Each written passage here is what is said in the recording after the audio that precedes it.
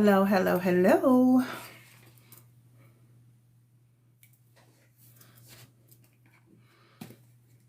Hello.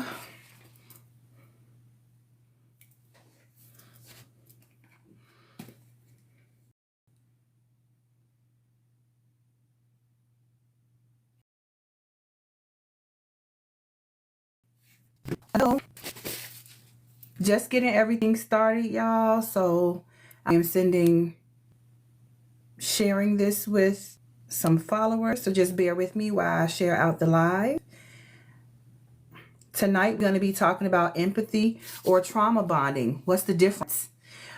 We also will be getting into how to identify when you are dealing with a manipulator and when someone is acting in their true authentic self. So if you are interested in that, please stay tuned, share out the live, like the live, and stay tuned. Hey, Trini.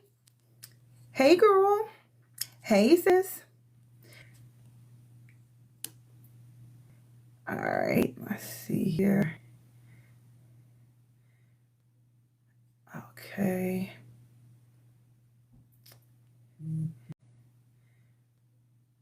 Okay.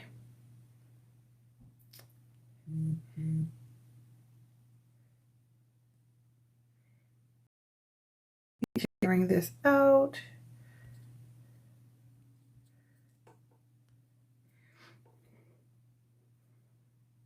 Hello to everyone that is in the chat room or the comments, rather. Same thing. I am sharing this out. So if you have some people that are interested in tonight's topic, which is empathy or trauma bonding, what's the difference?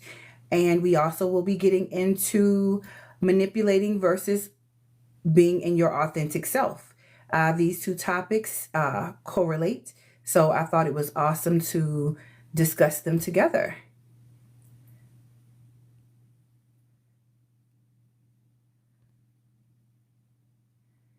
I'm glad you caught it too, Trini. I'm still sharing the live, so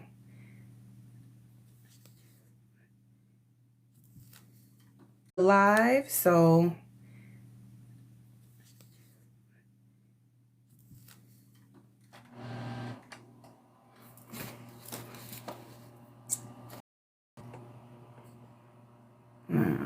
see.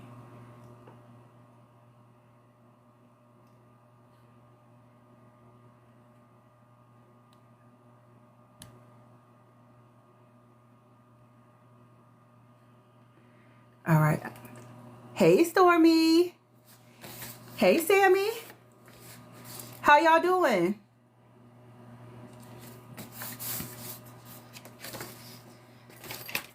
Trying to get everything I need pulled up here on my end so we can get into tonight's topic. But how's y'all weekend going so far? Happy Saturday to everyone, or Saturday night, should I say.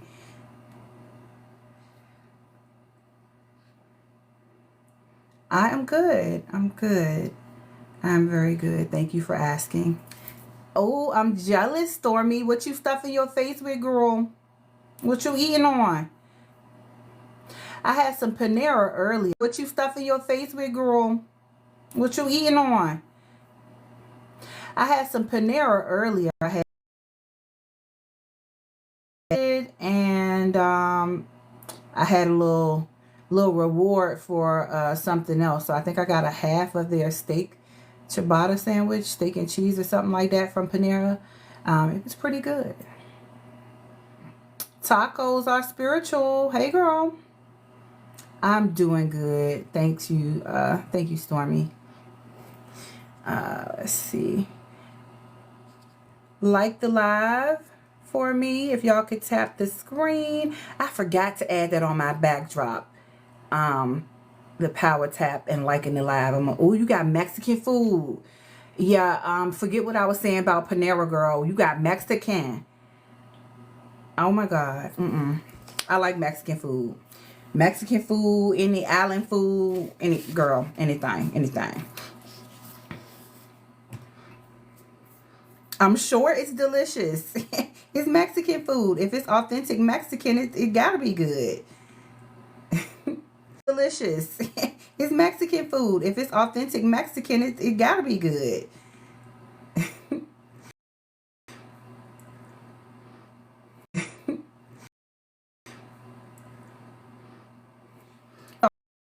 I think I sent, let me see here.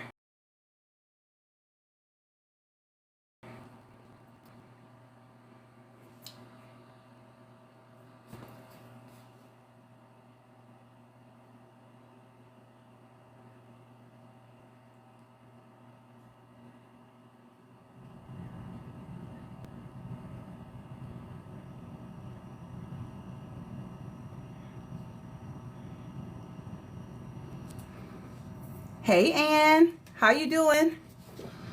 All right, so I'm gonna get us started. So empath or trauma bonding. The reason I selected this topic, and I have a follow-up topic to discuss that actually correlates to this one, empathy or trauma bonding, and what is the difference? The reason I wanted to get a little bit or a lot of it actually correlates to this one, empathy or trauma bonding, and what is the difference?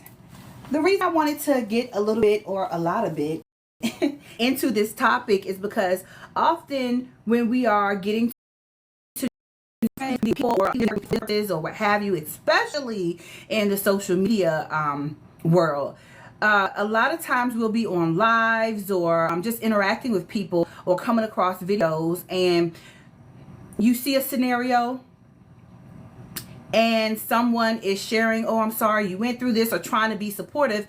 Sometimes that support is authentic, and in other ways people can tell that because of the stories you share about your past, you think you're being vulnerable with someone that you can trust. Although I would like to discuss that discernment factor on that, knowing who you can trust and who you can't. So we may touch on that a little later.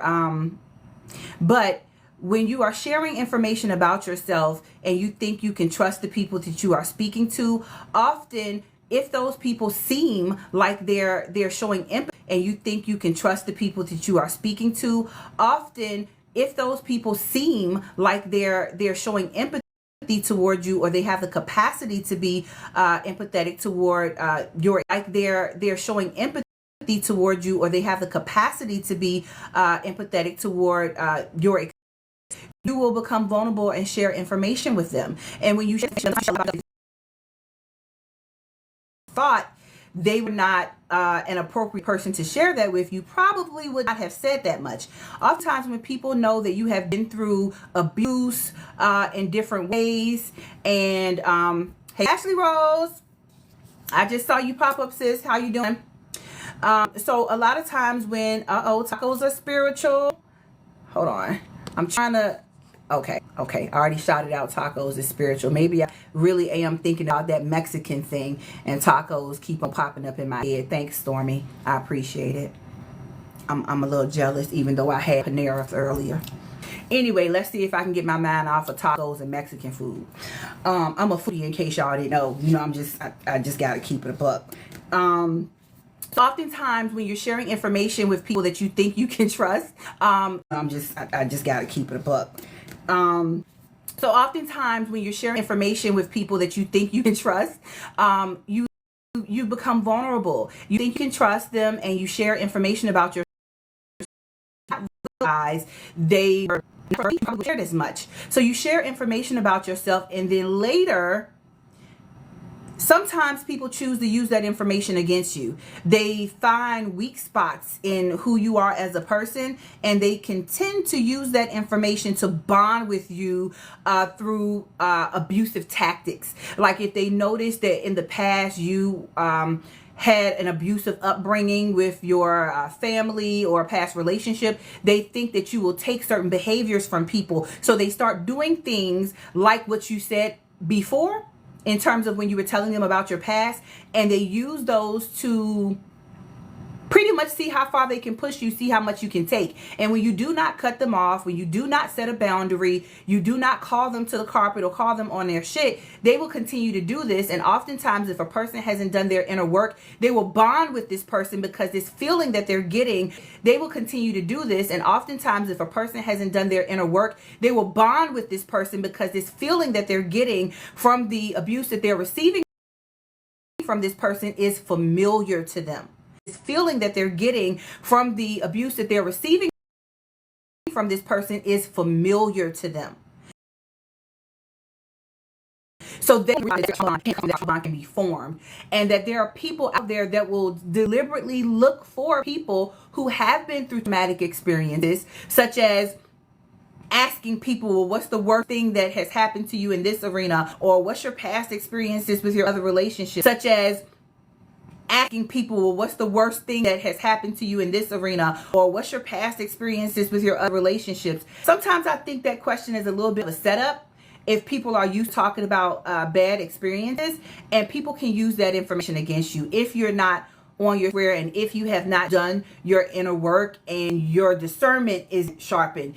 People can use that information against you. So I kind of wanted to have a panel discussion, which means I'm going to invite some of y'all up here so we can see you. So I kind of wanted to have a panel discussion, which means I'm going to invite some of y'all up here so we can see what your take is on it, what your experiences have been, and what you believe the difference is between empathy, a person showing genuine empathy, and a person that is potentially or is actually trauma bonding. Empathy, a person showing genuine empathy, and a person that is potentially or is actually trauma bonding with you. What those differences are. So I'm going to bear with me a minute. I have an article that I found on Psychology Today.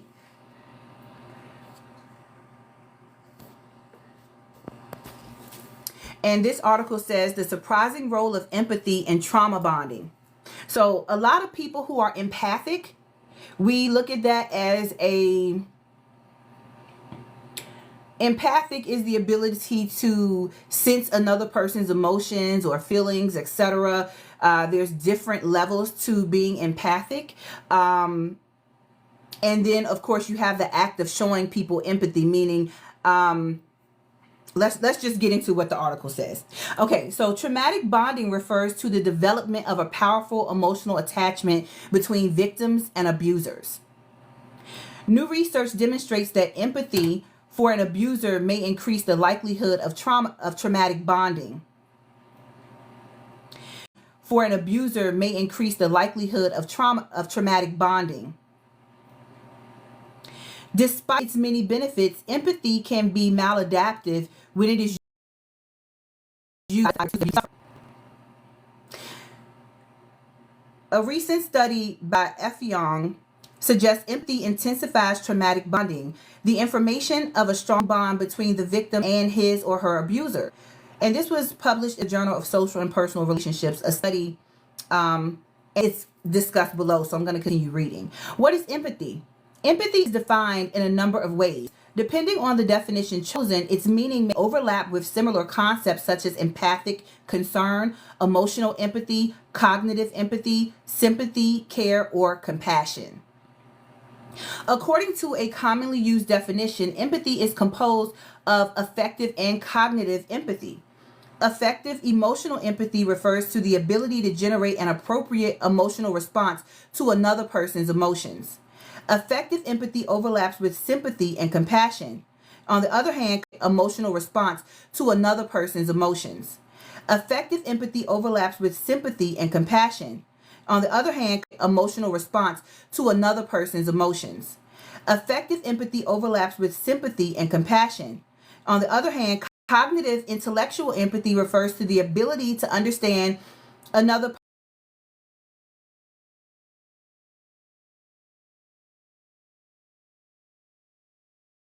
Cognitive intellectual empathy refers to the ability to understand another person's psychological state and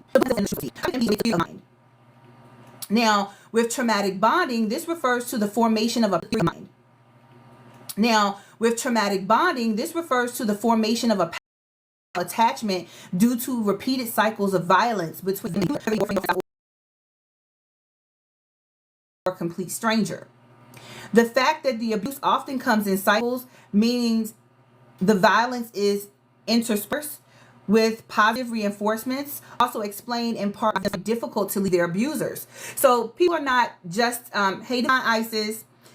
So people who use traumatic bonding tactics, they're not just want to all the time show you, abuse. They're also going to mix it in with some compliments or do nice things for you, pretty much to keep you on your toes so that the abuse doesn't compliments or do nice things for you, pretty much to keep you on your toes so that the abuse doesn't seem as bad. So you know how someone got that boyfriend that always treats them a certain way, or mother that always handles them a certain way, and they're like, well, they're not always bad. Yes, Stormy, exactly, that push and pull effect. Exactly. So you have to learn how to identify how traumatic bonding can occur. Now, the example they're using here is, for instance, after harming the victim, the abuser may, in apparent reversal of power, apologize profusely, beg for forgiveness, or behave with great love and surprising tenderness. Nevertheless, sooner or later, reversal of power, apologize profusely, beg for forgiveness, or behave with great love and surprising tenderness. Nevertheless, sooner or later, the next cycle of violence occurs, confusing the victim. So they keep you on pins and needles, or kind of on your toes, so to speak, so you never know when it's coming. You think, oh, everything's going well, and then out of the blue, another form of abuse happens, all the while they're telling you they love you, and have you ever heard anybody say, this is some old school shit, but I've heard it when I was younger, he hits me because he loves me. I've never in my life, and I'm sorry to laugh at that, but I've heard it when I was younger. He hits me because he loves me. I've never in my life, and I'm sorry to laugh at that, but I've heard it when I was younger. He hits me because he loves me. I've never in my life, and I'm sorry to laugh at that, but that's the most crazy nonsense I've ever heard. But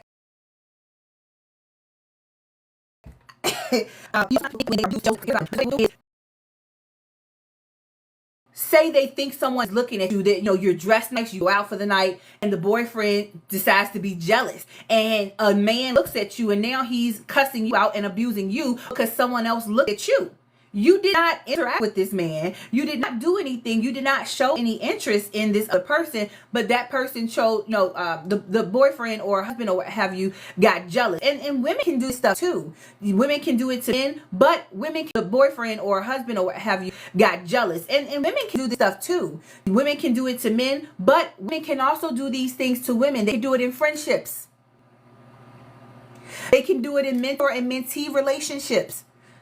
When you're a coach and you're coaching somebody else, but you're calling yourself a coach, but you're not acting in the capacity of a coach, you are potentially bringing in people through a trauma bond, but first you make it look like, or you dress it up as empathy. Bringing in people through a trauma bond, but first you make it look like, or you dress it up as empathy. Bringing in people through a trauma bond, but first you make it look like, or you dress it up as empathy. Their low self-worth. As maltreatment continues, the victims, with their self-esteem eroded, find themselves in an increasingly powerless and dependent position. In fact, they may no longer even believe that they deserve to be treated with kindness, dignity, and respect. This makes it much harder to stand up to the abuser and risk more rejection and humiliation. Now, 3 dimensions of traumatic bonding here. I'm going to name them, and then we're going to go into the descriptions of them.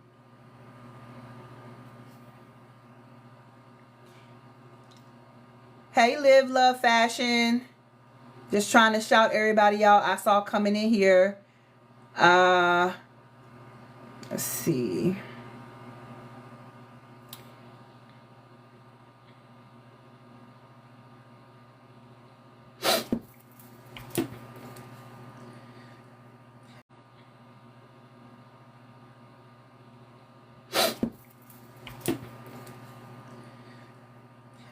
So the first is, and this is three-dimensional dramatic bonding.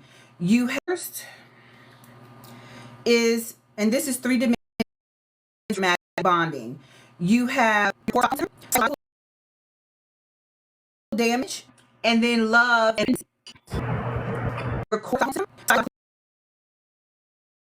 damage, and then love and hey, how are you? Hi, I'm good. How are you? I'm good. What are we talking So the about core, tonight? I'm I'm good sorry, too. go ahead. I said, what are we talking about tonight? I just came in and I'm now reading. Yeah, so we're going over empathy or trauma bonding. What is the difference? So I'm reading some information from Psychology Today before we get into the topic, just to provide some background knowledge and information. Okay. All right.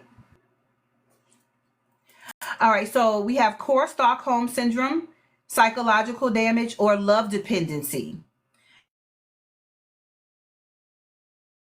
syndrome, psychological damage, or love dependency, trauma, cognitive distortions. For example, rationalization, self blame, seeing the abuser as a victim, unrealistic hope for things getting better on their own, believing love will prevent the abuser's aggression. Kind of the idea that if men heal women, that if women heal men, for example, that then men will be better and they won't continue treating us this way as a collective. And based on the history, we know that shit don't work. But anyway, I'll digress. Unrealistic hope of things getting better on their own, believing love will prevent the abuser's aggression. Many of these behaviors are essentially dysfunctional coping mechanisms. So, next, you have psychological damage associated with depression, interpersonal difficulties, low self esteem, loss of sense of self, and many symptoms commonly seen in borderline personality disorder, like fear of abandonment or never finding a loving partner after leaving the abusive relationship. And see, with this one, a lot of women will be in a abusive relationship but choose not to leave because they think they will not find another relationship, or they'll never find someone that will treat them better. Oftentimes this has a lot to do with what the abuser has said to them. Like, you'll never find somebody to treat you as good as me. Ain't nobody gonna treat you good like this. You leave me, you're not gonna find nobody else. Uh, Things of that nature. So the last one here is love dependency, associated with assuming that one's survival is dependent on the abusive partner's love and protection, thinking the abuser's love would be worth any pain, experiencing a loss of identity when alone, and believing that one would have nothing to live for without the partner. Again, this often is associated with things that are being said to the abused person by the person who's doing the abusing. So it's good to know what these things are so that you can identify the difference between somebody sharing and showing genuine empathy with you versus someone who has the intentions to have a traumatic bond with you. Because when people bond through trauma, it's harder for you to see what's really going on if you have not healed from your traumas. And that's another reason why sometimes when we are on these lives and we're in panels and we're discussing things that where men are listening and men are involved, I don't think it's beneficial for women to share all of their traumas publicly. Now, if it's a safe space and there's women there, you're sharing for the benefit of other women, yes. But a lot of times, men will sit back and listen to women who are sharing their trauma. Now, it's different if they are there to learn, because some men genuinely do want to learn, right? But then there's other men who actually get off on knowing how they can use that information to manipulate another person, specifically another woman.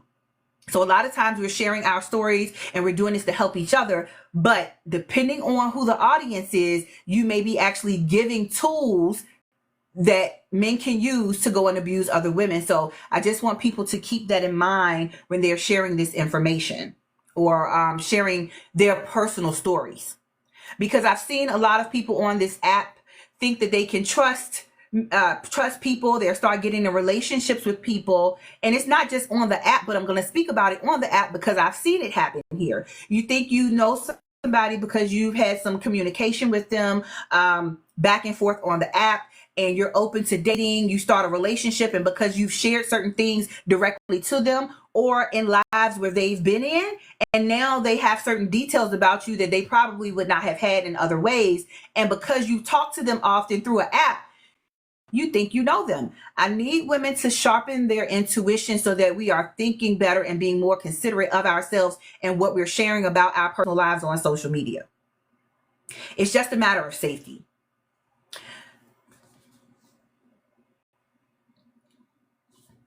So I am going to open, if anyone wants to come up here and just kind of get in on the conversation. I just gave us some background on empathy and trauma bonding. I want to see if anyone has had experiences with this and how they handled it, how they identified the difference of someone showing them empathy versus realizing that it could potentially be trauma bonding, and how they handled it, or if they're in a current situation and they need some advice on how to disconnect or set a boundary. But the main thing is that you know how to identify the difference.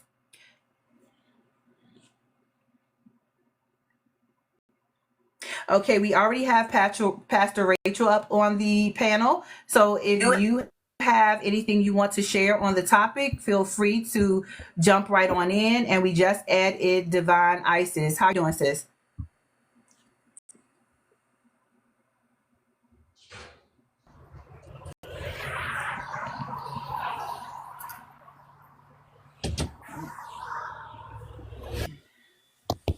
Good evening, everybody. How's everybody doing?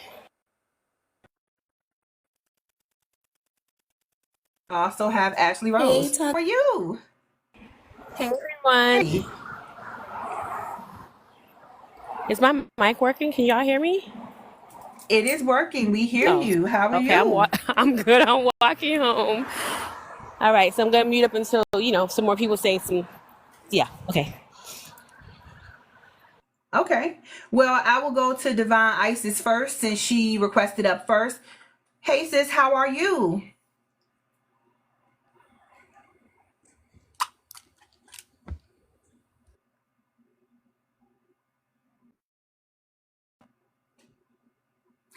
Okay, maybe you're not able to speak right now, so I will come back to you. Ashley Rose or Pastor Rachel, if either one of you want to jump in and share your insight. Oh, okay, you're connecting your headphones. All right, well, we can wait for you.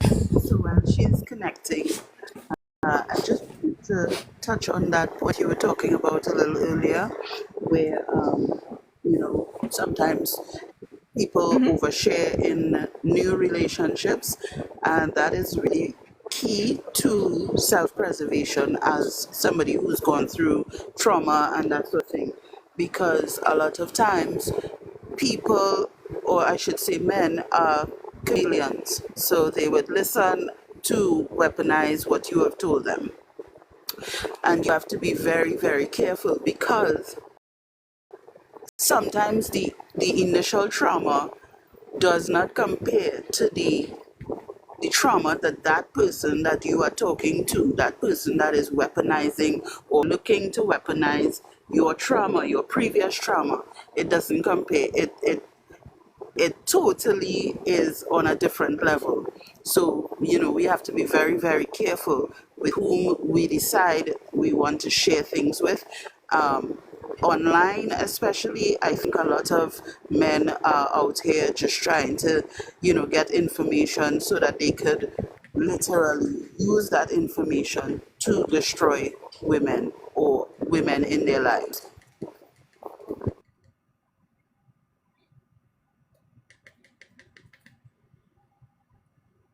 Thank you so much for sharing that. It is very true. Self preservation is key, and men will use that information. I'm glad it's not just myself who's sharing this sentiment. So I would like to I add, and go ahead. I was waiting for Divine Isis to come up. You go ahead and speak until she gets herself situated. I think she's up here now. Go You ahead. ready, Divine? I must have, I went out to the car and then I was up on the panel. I was like, let me go. Something said, go grab your headphones. And then I heard Mahogany calling I said, I ain't even up there yet. I didn't even request, but you must have wanted me Go here, ahead, so I'm here. Divine. Go ahead, Divine. No, I'm listening because I had to run outside and I came up and I guess I just appeared up there, but I'll sit here. I'm Okay. gonna sit here and listen, okay? So Well, Okay. you it guys showed go up as a ahead. request, so I thought you were ready. Oh, okay. It's no problem. I'll sit here, but Okay. I'm All right, go ahead. go Tacos ahead, are Handy. spiritual.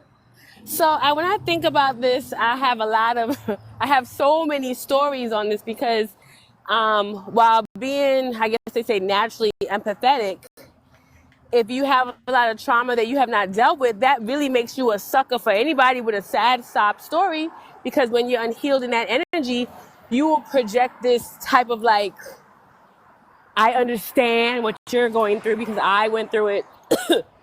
Not even understanding if that person is on the same frequency with healing as you, or if they are tapped into, they might have an issue with codependency or not being protective over what's mostly needed to be protected in their life, meaning their story, their trauma, their growth, the things they've gone through. And for me, I had to learn that I was doing a lot of trauma bonding as far as like with women who mirrored the issues my mother had. And I would think that these are my friends and I was going to help them. But when they had, like, I guess you could say bad behavior or behavior that wasn't becoming to a friendship, whether directed at me or someone else, I didn't even have the balls to challenge them. I couldn't say, hey, that's not cool. Don't do that. This is a boundary that you're like, I couldn't. And then I would get cut off or mistreated or discarded and then allow them to spin the block, come back. All because I didn't understand that this is not what empathy looks like. This is not and this is not what someone who cares about another person acts like. When someone's having bad behavior, you address it. You don't say, well, because they're my friend, thinking that's what empathy is, that I'm gonna allow my friend to misbehave because you know what, she's had a hard time in life. That's not empathy. And I had to learn that, and I'm still on that journey of, of learning that and putting that into place without without the oversharing and the over, like, that whole love me, like me, connect with me, please be my friend type of energy I used to roll with, for real. And through therapy, having good women friends in my life who call that stuff out, it made a difference. So I do like this subject. I'm glad we're talking about it. And I'm gonna land my jet.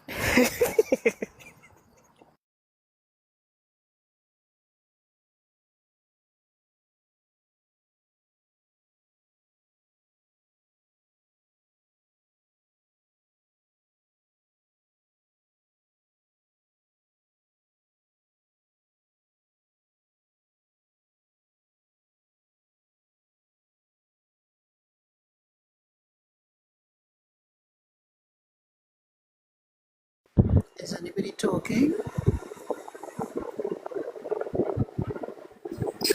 Okay, I thought it had frozen or something. Okay. I thought so too. Me too. Sorry, I thought I it was froze as well. talking, but I had it. I was talking, but I was on mute, and I didn't realize I was still on mute. Okay. So, my bad, y'all. But so thank you for sharing what you just shared, tacos. And I give that good, loving, healthy pushback, right? So I got a question for you. Two questions, Yes, actually. ma'am. Okay. The first question is, why were you laughing when you were sharing your story? Because I'm laughing at how I literally thought that if it mirrored the same behavior I had in the relationships I had with with men in my life. And let's be clear, for my personal story, I had a narc mother.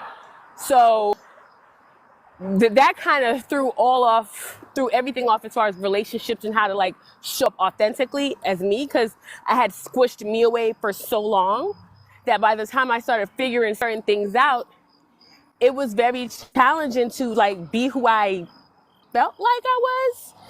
And so I'm laughing at how I honestly really believed at one point that if I kiss this person's ass enough, if I lower myself for them, if I make myself small, they will respect me. They will like me. They will see that I do not want to put myself over them.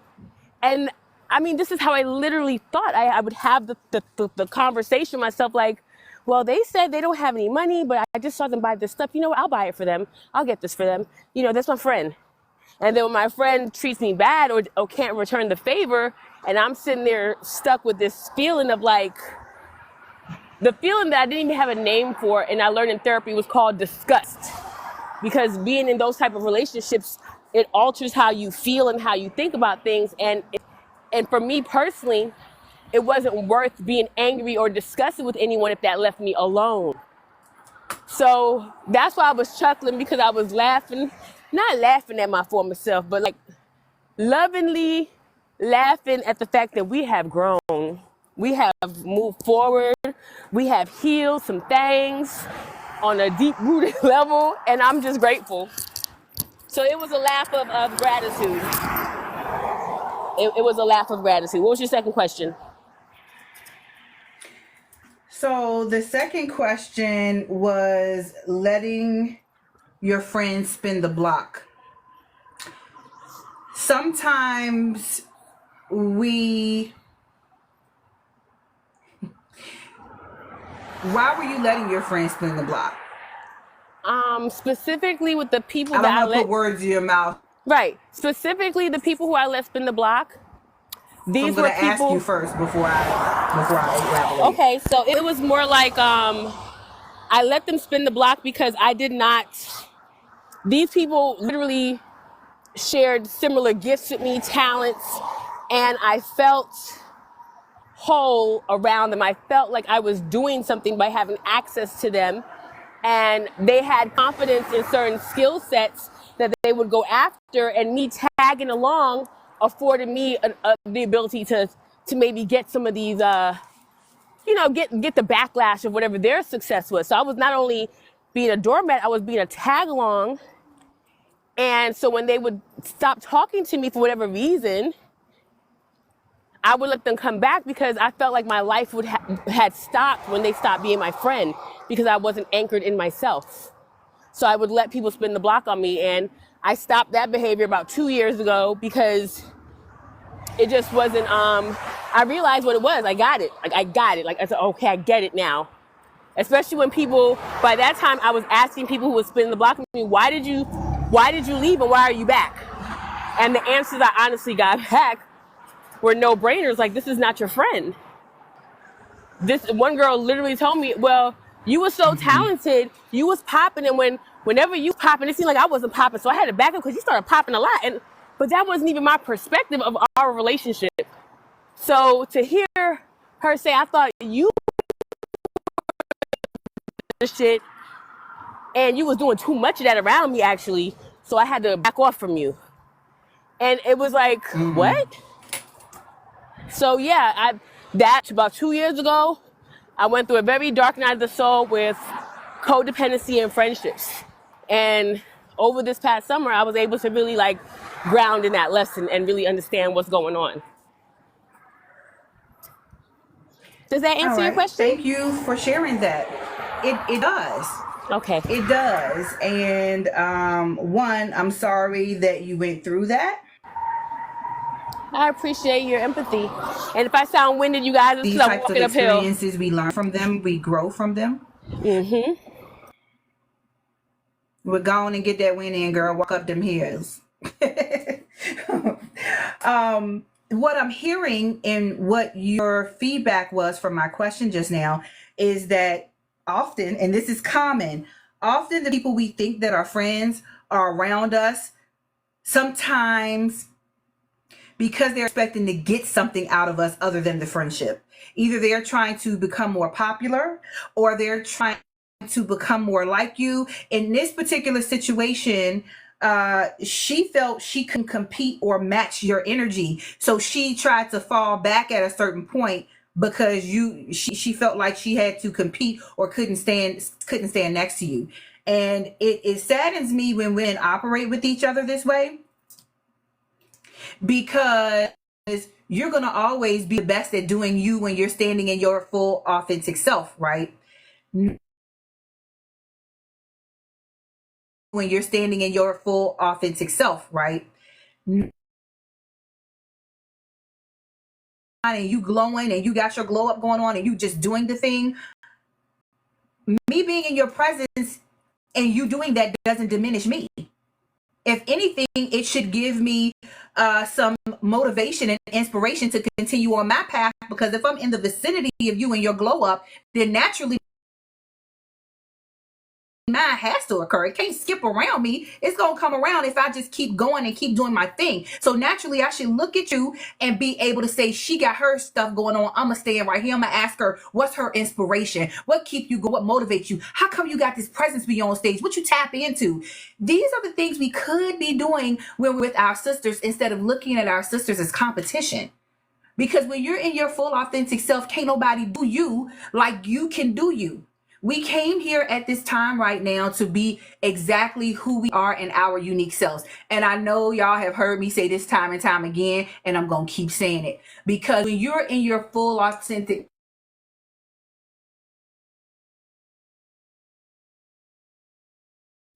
your competition, your only competition is in the mirror.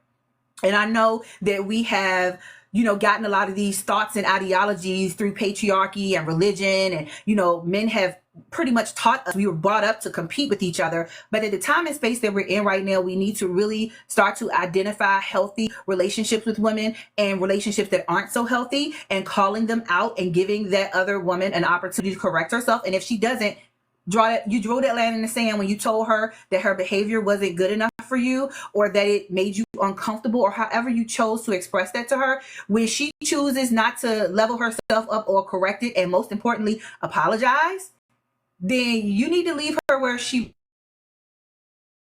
was standing.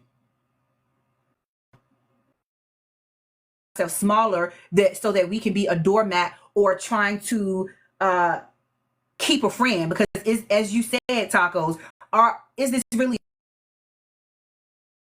a friend? And with that type of behavior, she wasn't, and she probably didn't even realize, probably because nobody never called her on her stuff, or either she did realize it and thought you weren't just going to call her out on it. So thank you so much for sharing that. And I think Pastor Rachel had her hand raised.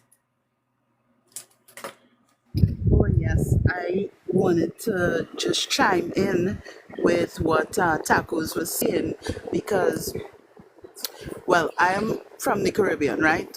Trinidad specifically. And over So here, it's tacos. the way that we are brought up. Oh, really? Yes, it's three. I did not know that. All my queens, them. Okay, I'm leaving them now. Anyway, but the way that we are brought up here is we have to always try to make ourselves small. We are not really, as girls, we are not really taught to be independent and be our best selves from the get-go, own out of our parents' houses and things like that. Because those things are seen as you're looking for attention, and you're trying to be something that you're not. And I lived that for a long time. I was telling one of my friends, Trini, that when I found myself, it was just so jarring, because I didn't know that this was who I could be. So when Tacos was talking about why we look at women as competition and things like that, sometimes it's not even about competition. Sometimes you just think because you've been made to feel so small and so less than all life, you just think that you just can't get to that level that that other person, that other woman is where she's at. You just think that and this is experience the same thing.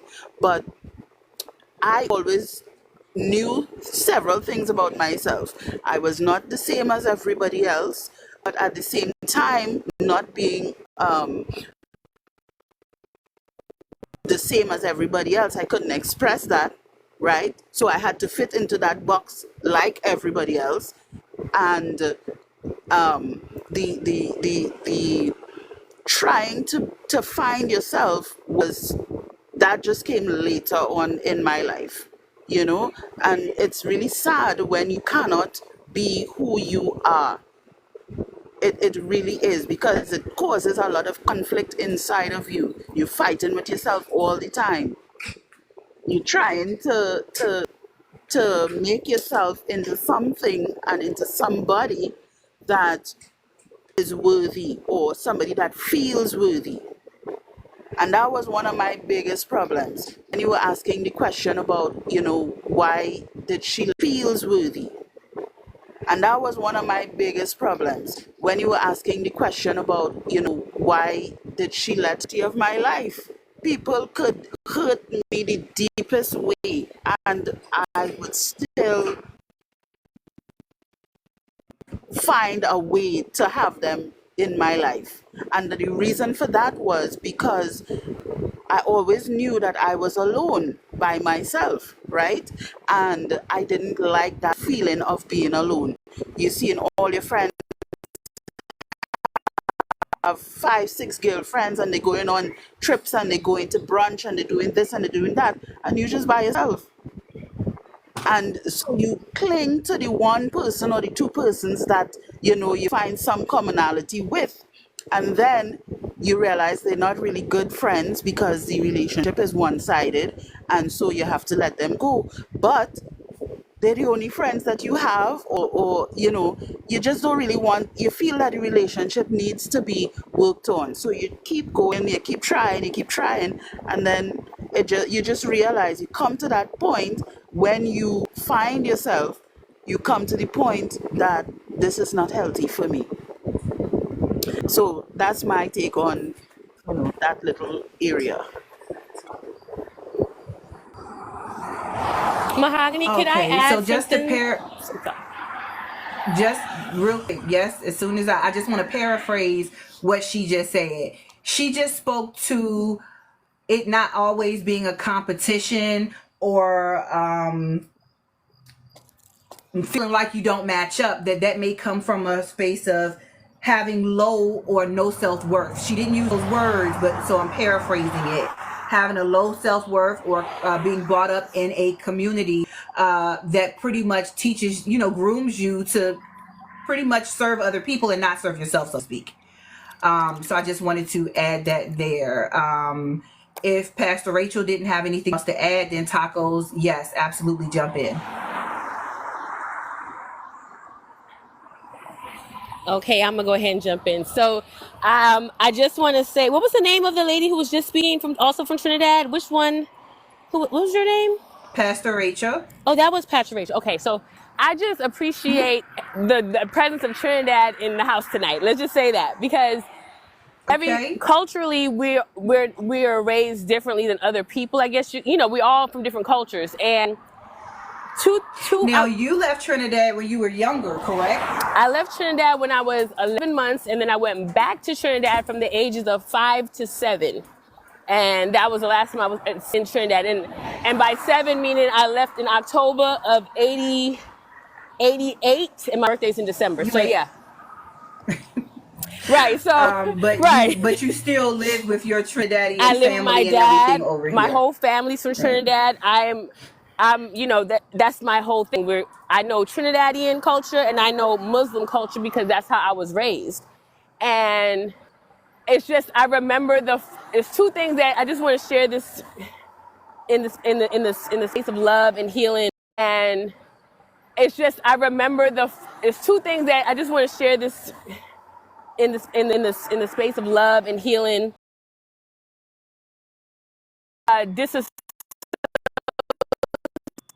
at a young age and start doing voices and start channeling, if you will, at a young age to offset the emotional neglect that I was dealing with.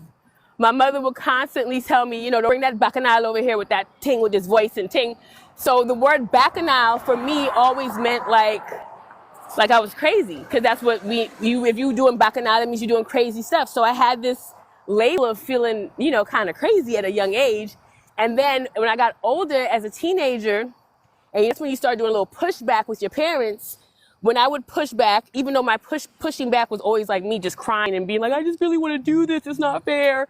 I would be told I was being cantankerous. And so hearing her accent, Pastor Rachel, it just brought me back to like that sound, but you're talking in a loving, sweet way. But I heard that accent most of my life growing up tell me I was full of bacchanal, and I was cantankerous, and I was dramatic. And I'm glad I've turned that page. I've been no contact since I turned 40. And it's been very healing. But it's just your voice brought back a lot of memories. And those memories are now attached to me finding my power and exercising my true self as I am.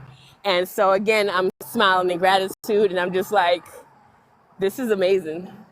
Because your voice is linked to my ancestry and so that just was a moment right there. I just wanted to tell her thank you, Pastor Rachel, and I don't know you, but I appreciate you very much.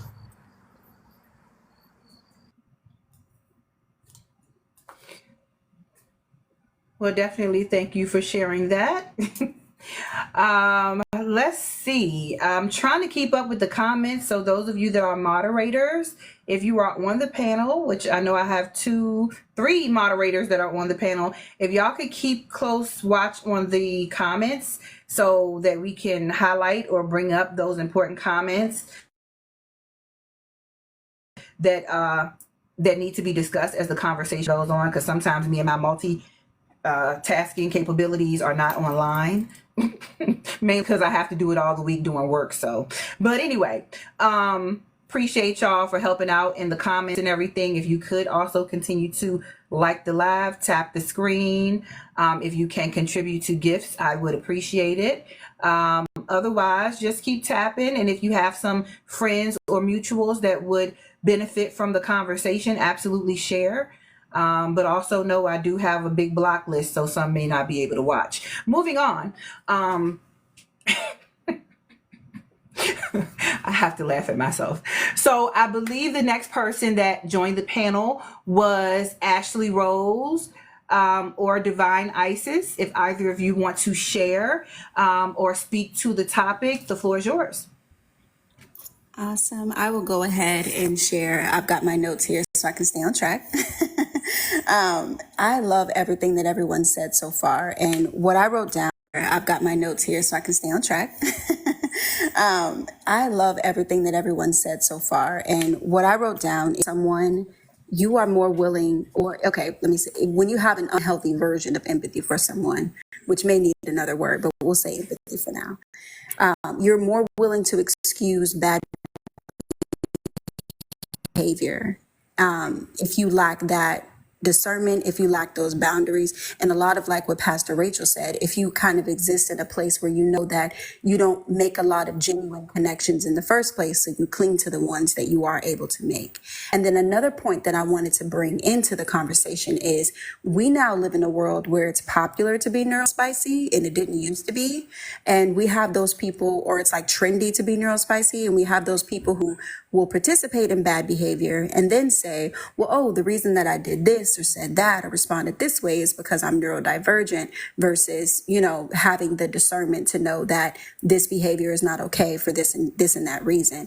And I think that it's a tricky line to try to navigate, but I'm realizing that that's kind of the latest form of how people can get away with bad behavior, because of course, how could you not have empathy for someone like that? And then also finding that discernment to know when, this person is actually just participating in this behavior because they want to. And then another thing is, I feel like the answer to the question, I feel that the difference is there is strength in empathy. There's power in empathy because it's coming from a genuine place where, yep, I see it. I understand exactly how you feel. I might not have gone through that exact thing, but I've probably gone through something similar. But even if I've not gone through something similar, I too have been heartbroken at some point in my life, and I resonate with that. So I'm able to sit with you and hold space for you. But in trauma bonding, I think that there's a level of scarcity. I think that there's a level of fear, whether that's fear in being alone, just in general, or it's being alone with ourselves, being alone with our thoughts and our demons or what have you. And so when it comes to trauma bonding, I don't think it's that you don't see the bad behavior. I think it's that we, especially if you know that you're just a different person and you've always kind of felt a bit, out of the group chat when it comes to like life and social situations and stuff like that. It's that you know how lonely it is to have that level of discernment and to know that certain people don't deserve access to you, but that also means that most people won't have access to you and you might not have as many friendships as you would like to have. So I land there. Those are my answers. Thank you so much. I took a note when you said trauma bonding. It pretty much can come from scarcity, and in the scarcity of being alone. That was a word. Yeah. Well, actually, it was several words that came together. Yeah. I'm so It's like goofy. not believing that there's enough good people out there. You know what I mean? Like there's enough people that you're going Yeah. to find to connect with. So, yeah. Well, thank you so much for sharing that. I appreciate your feedback, and I cannot wait to hear more from you. Divine Ice, are you ready Hey. to speak, or is that Ash? Yes. Yes. Okay, it's Divine Excuse me. Isis. Yes. All right, what you got for us, sis? Hey, how you doing, ladies? Peace and blessings to the panel, to the chat. Same to Yes, you. great topic. Great topic. Yeah, well, just thinking about trauma bonding, I'm gonna kind of reflect on my experience in dealing with my trauma, and based on being unhealed. So when I was like totally unhealed and I didn't even know it, and that's another thing that I see, like when you were talking about being careful sharing certain things because men would tend to use it against us, and that is so true. I think when we tend to give our energy over to men without centering ourselves first, it's easier for them to form an attachment to us. And I say attachment because when you're not healed, you don't know how to form healthy connections with people. And so True. this is what I'm seeing on panels is it's easier to form attachments with people that are unhealed like you. And we are noticing the difference between the wheat and the tare with people. I'm going to speak in particular, use an example as women that I'm trying to form tribes and healthy relationships um, because of my past experience of being groomed to give my energy to unhealthy men. And I'm able to go into the battle to unhealthy men. And I'm able to go into the battlefield. I'm using that. Whether I go covertly or overt, it just depends. You scope out the situation. Technically, I would rather move, um, in a certain way as far as moving in silence, because I find that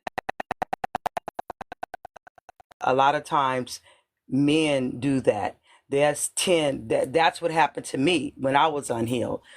I'll have a narcissist sit and study me, and they'll study you long enough to learn your trigger points. I didn't know this shit. I mean, I had to Yeah. actually learn how to battle them because they study your weaknesses and they study your strengths. And so I think that part is very important. The real important part is to be unpredictable. That part I learned when dealing with unhealed people or men that are narcissists, to be unpredictable and to be unpredictable is to center yourself. And so I'm learning that women who are more successful in dealing with men are centering themselves. This is our ability, our superpower to raise our vibration by eruditing ourselves. And I learned that word because it's different from education. Education is a training, like training animals, and erudite is more like teaching. When we erudite ourselves, we raise our vibration. And when you raise your vibration, your energy level, it's hard for them to attack you, because you're purging, you're purifying that toxic behavior, which allowed them to attach, or allowed us to attach based upon their training us. They're educating us. Us allowing ourselves for the patriarchy to educate us caused us to have a toxic trauma bonding with them. And so, I could say a lot, but I'm going to kind of land it there. I think I kind of hit on some things, but I'm going to keep it there for now, and I'll expound on it a little bit later. So I land my plane there. Okay, thank you for what you have contributed. I would like to share the definition of erudite, since she just added this to the vocabulary of some of us. Erudite, erudite, having or showing great knowledge or learning. Having or showing great knowledge or learning.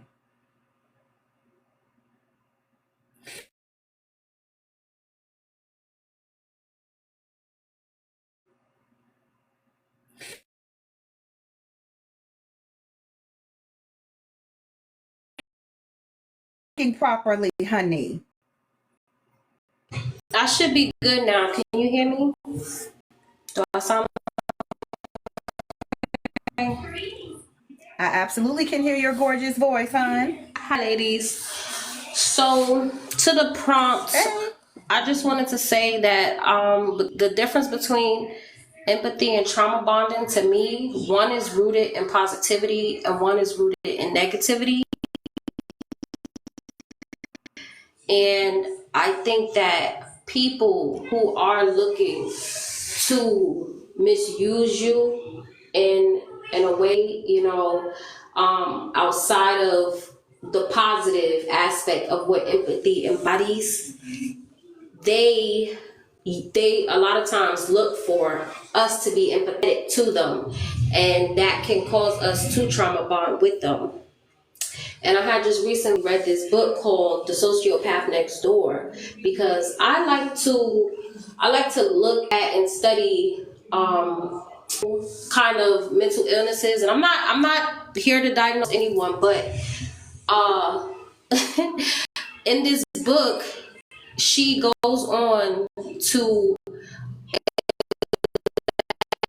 elaborate how a lot of times sociopathic people, they use the scripts, the society scripts, in order to garner a certain kind of response from us, so that they can exploit us, because they know, if they say, I'm down on my luck, this, that, and the third.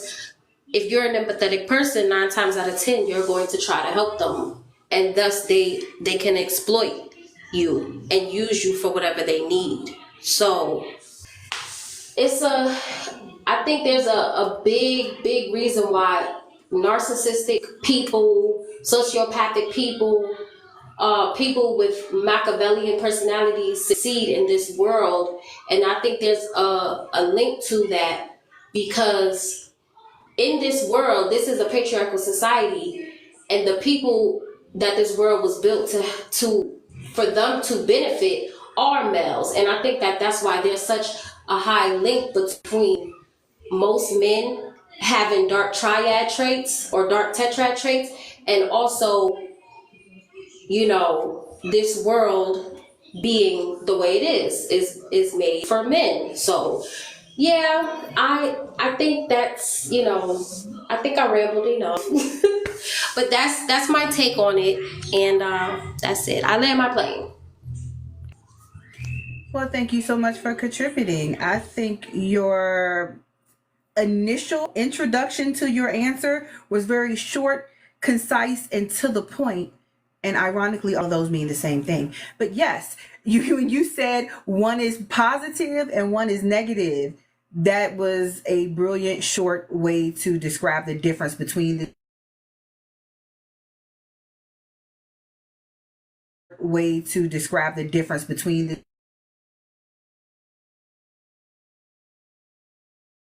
here.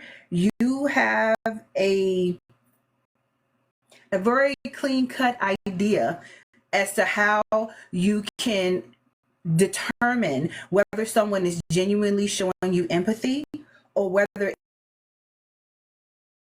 it's a potential trauma bond or you're already in a trauma bonding situation. And it's very important for your own self-preservation to be able to identify these things, because what has been a part of normal grooming for women and girls, a lot of that is trauma bonding, unfortunately. And we've become used to it because it's a part of a culture. And we need to eradicate that. That's a disease that we can easily give a antidote to by being aware and being discerning and educating yourself on what these things look like. But before we go further, we have one more person on the panel. It is the brilliant Belladonna. What's up, sis?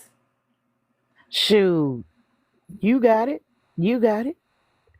And thank you for having me. Thank you for having me. It's been a pleasure listening to each and every one of the ladies here on the panel. And everyone brought something very succinct and very concise.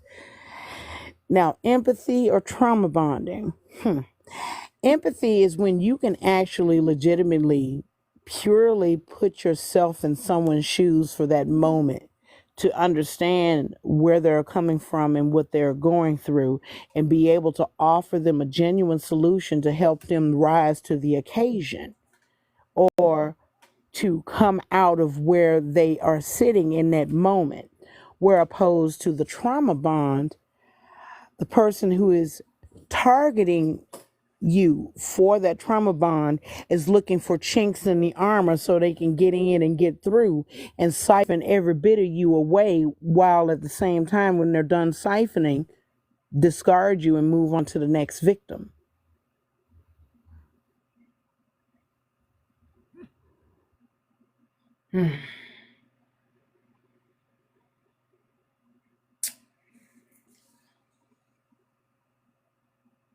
Well. You know, I always drop the mic when I do this.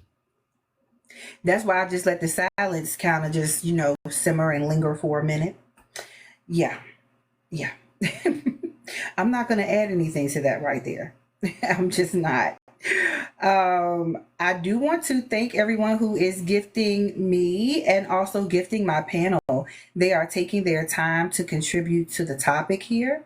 They are educating us and sharing information and knowledge from personal experience. And I do want to say thank you. And I do appreciate everyone who has gifted the panel and shared the live. So we're going to move on. I'm going to read a little something here. I did not add this earlier, but investigating traumatic bonding in victims of intimate partner violence. So there's 3 different types there as well: intimate partner violence, empathy, and traumatic bonding. I guess these are the different measures when they investigated it. And the measure with short version, and this is for the intimate partner violence, measured with the short version of composite abuse scale, participants were asked about the frequency of emotional or physical abuse behaviors by an intimate partner. The sample items were that they were slapped or told they weren't good enough, harassed at work, or tried to grape. It doesn't give numbers here. Well, actually, it says 30 items, but it doesn't say 30 per every 100, or it doesn't exactly say that here. So, and then it says empathy, measured with basic empathy scale, 20 items. For example, after being with a friend who is sad about something, I usually feel sad. I can often understand how people are feeling even before they tell me. I'm trying to read through this real quick to see how it applies, but for this to be on Psychology Today, I'm not really feeling what I'm reading, but I'm gonna try to read this last one. I thought this would be advantageous to the conversation, but we'll see after I read this next one. All right, Bella, I see your comment there. All right, traumatic bonding assessed with Stockholm Syndrome, scale 49 items. For instance, I guess they're giving examples of how this could happen. For instance, without my partner, I have nothing to live for. I cannot make decisions. When others ask me how I feel about something, I do not know. Wow, that reminds me of having to look to your husband or your spouse when someone asks you how you feel, and you look to them like, how do I feel? That feels very robotic. Okay, thank you for adding that in there, Pastor Rachel. It's a poll of the participants. I wish I knew how many participants. That's the part that I'm kind of caught up on. Let me go back here. It says, okay, now I see it at the top because I see that they indicated 30 responded. It says 345 women from Sexual Assault Referral Center, State Domestic and Sexual Violence Response Team, SMEXual, put F1 in the comments or what have you. But in average age of 36 years old, married an average of 10 years. So out of that sample of 345 women that met that criteria, these were the responses. Thank you, Rachel, for helping me figure that out. I appreciate you. So back to traumatic bonding, it said, I both love and feel my partner. And if I give my partner enough love, he will stop getting so angry at me. It shows up over and over again, the idea that we can love a man into being healed and treating us appropriately. And so this leads us into the next topic. Let me see if I can switch up the screen here to get us a different backdrop.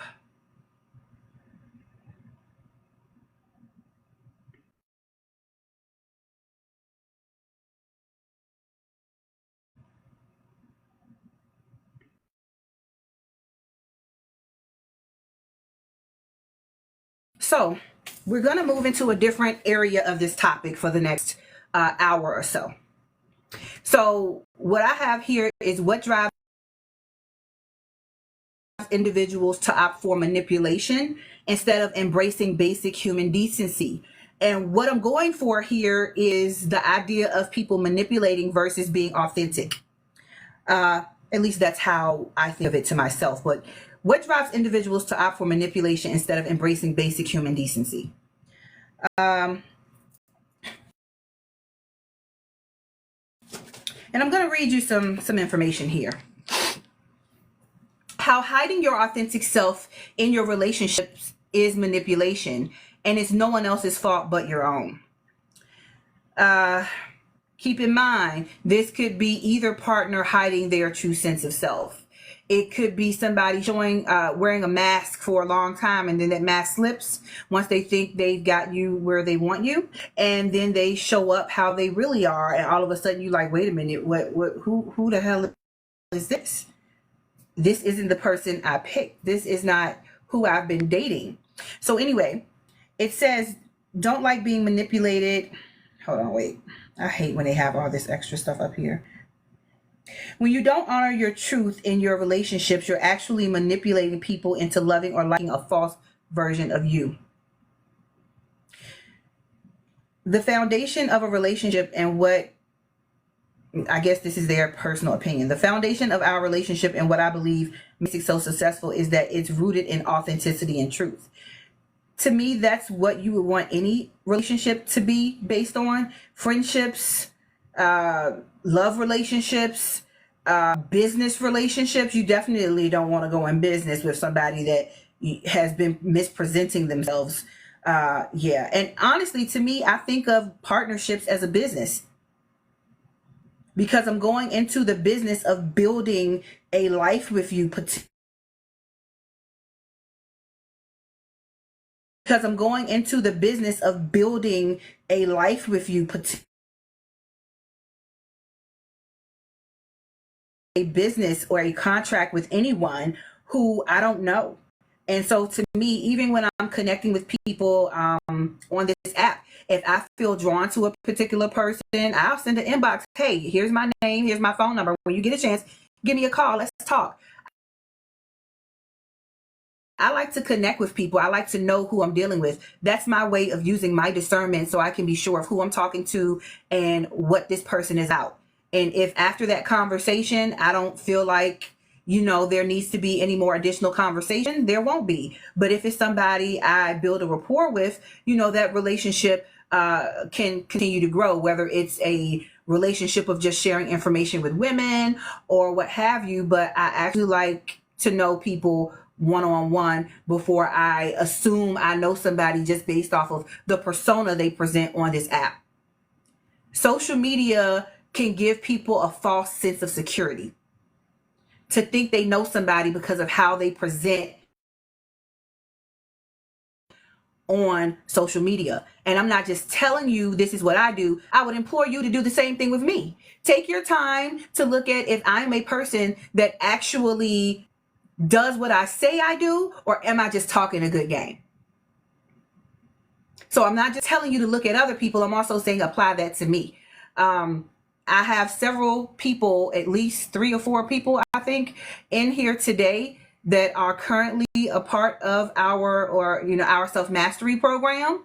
So before we end the live, I'll give them an opportunity to speak on what it's been like building with each other and creating a sacred sisterhood in that regard, and how it's been. So y'all get to hear from them.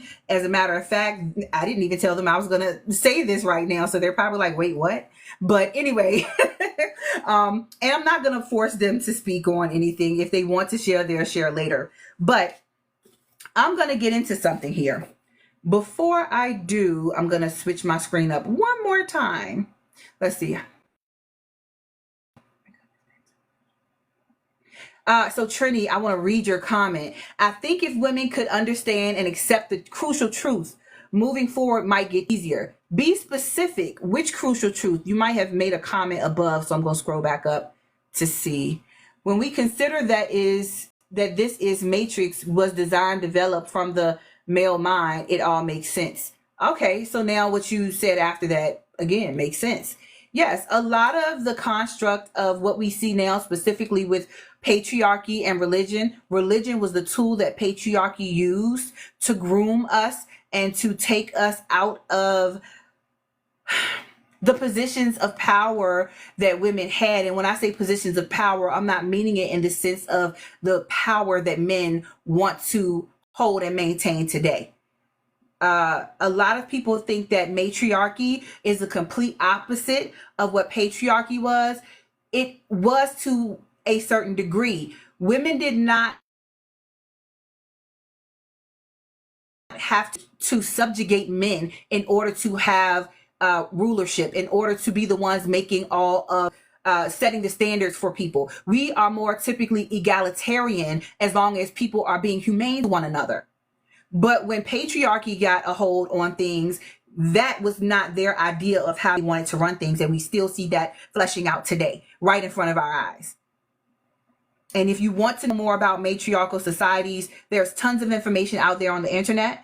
But we do have a library on our Patreon. If you go to my page and click on the link there, you can go to the Patreon and you can take a look at the offerings there. And you can sign up. Signing up is free. So if you're interested, feel free to sign up for free. And let's go ahead and go into what I was about to say. So here I am reading Excuse from... me. Yes, ma'am. Can I say something? Sure. To add to that? That's interesting because I was speaking with someone about the patriarchy based up on. That's interesting because I was speaking with someone about the patriarchy based up on, and when Ken Ken was focused, and when he was giving her all that attention, when she was giving the attention to him, it made him feel like this big guy. So I look at that with us as women, by us, and I'll just go back to it again. When we learn how to take our attention off of patriarchy, aka this toxic male, these males that are toxic, they tend to start crashing out, and that's what we're seeing. We're seeing a crash out, based upon that we were taught to give our energy and allow patriarchy to hypnotize us, cast whatever spells that they had, making girls and women think that they were the prize, when all along it's not so much that, like you're saying, that we were more communion, we were more balancing out everything as far as humanity. Whereas, men come with this savior complex. They come with such a small mind in patriarchy that it actually disqualifies them and do a disservice to them, because now we can see, as when we allowed them to rule over our mind, and we give our power to them, that they turn the world upside down. They turn us upside down. And I say, in order for us to gain, our rightful place, is to focus on ourselves and our the necessary healing that we need. So I really enjoyed the spiritual part of Ken and Barbie, when she took the focus off of Ken and began to focus on him, focus on herself. Ken lost his power, and he didn't like that, because when Barbie had all this attention, he couldn't deal with that. He wanted her attention. So I had to break the codes of, how do I break out of this toxic matrix based upon Ken's sick thought of Barbie giving him all this attention. So yeah, if we look at the Ken and Barbie movie, it's just about us focusing on ourselves, and that gives us, or that takes back, the power that we was given to these men. And it shows how Ken is really like, has a little boy state of mind, like we see with these men. They could be 40, 50, 60. It doesn't matter. Age don't even matter with them. Sometimes even the older they get, they even act like a 12-year-old. I mean, they lose all sense of thought. So I learned my plan. The older they get, they even act like a 12-year-old. I mean, they lose all sense of thought. So I learned my plan right there. May I add to what Divine Isis? Thank you so much. I wanted to add. Okay, 1 minute before you do, if you could hold. Sure. Okay, so I just want to introduce what I have on the screen here before I switch to a different picture. I'm going to read some excerpts from How to Analyze People and Emotional Intelligence Mastery. So this is what the cover of the book looked like. I know that you all are having some trouble reading the comments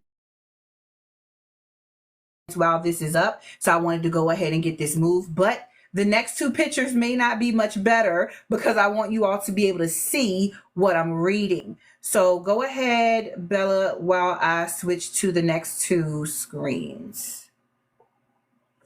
Sure. What I wanted to add was something that the older women around me in my upbringing had said to us young girls. They had told us as very young girls that we as women, whatever it is that appear to be our husband's ideas, because if we don't, we are putting our lives in danger. We cannot My life move. must have been in danger since I was born. Right. And the funny thing about that is I experienced that when I was married to Throat Boy. Whenever I was operating fully in who I was, he would lose his ever loving mind. And in an Boy, that attempt name to Throat knock me Boy. down a peg, Ooh, child.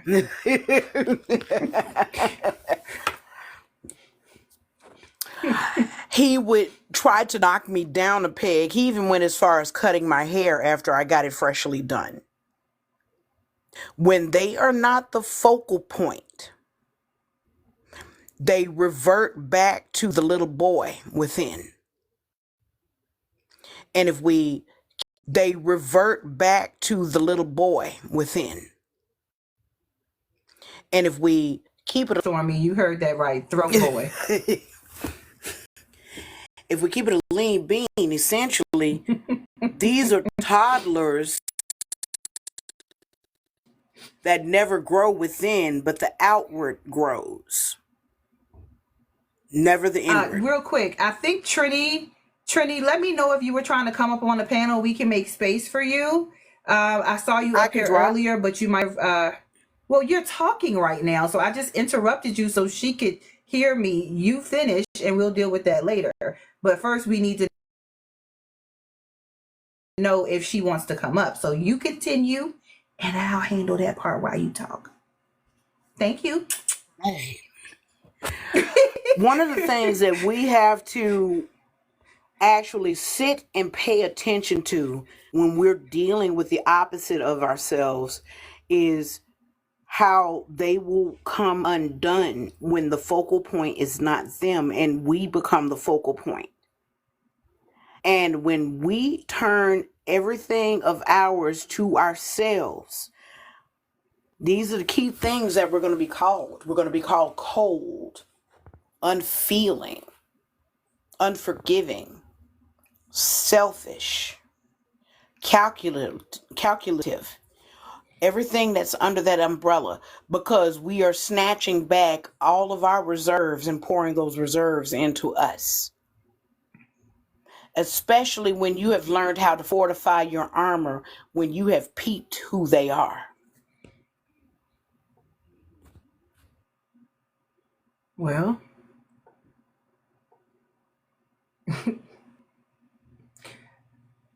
enough said there. All right, so we got 2 open boxes. We had Ash and somebody else drop. Well, now, Ash, if you want to come back up, you can. But I'm going to pull Trini up. And we will hear what Miss Trini Love has to say. And we will hear what Miss Trini Love has to say.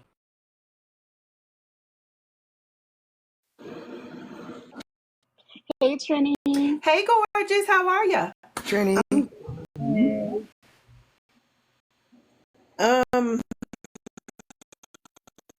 Bella, I love you so much.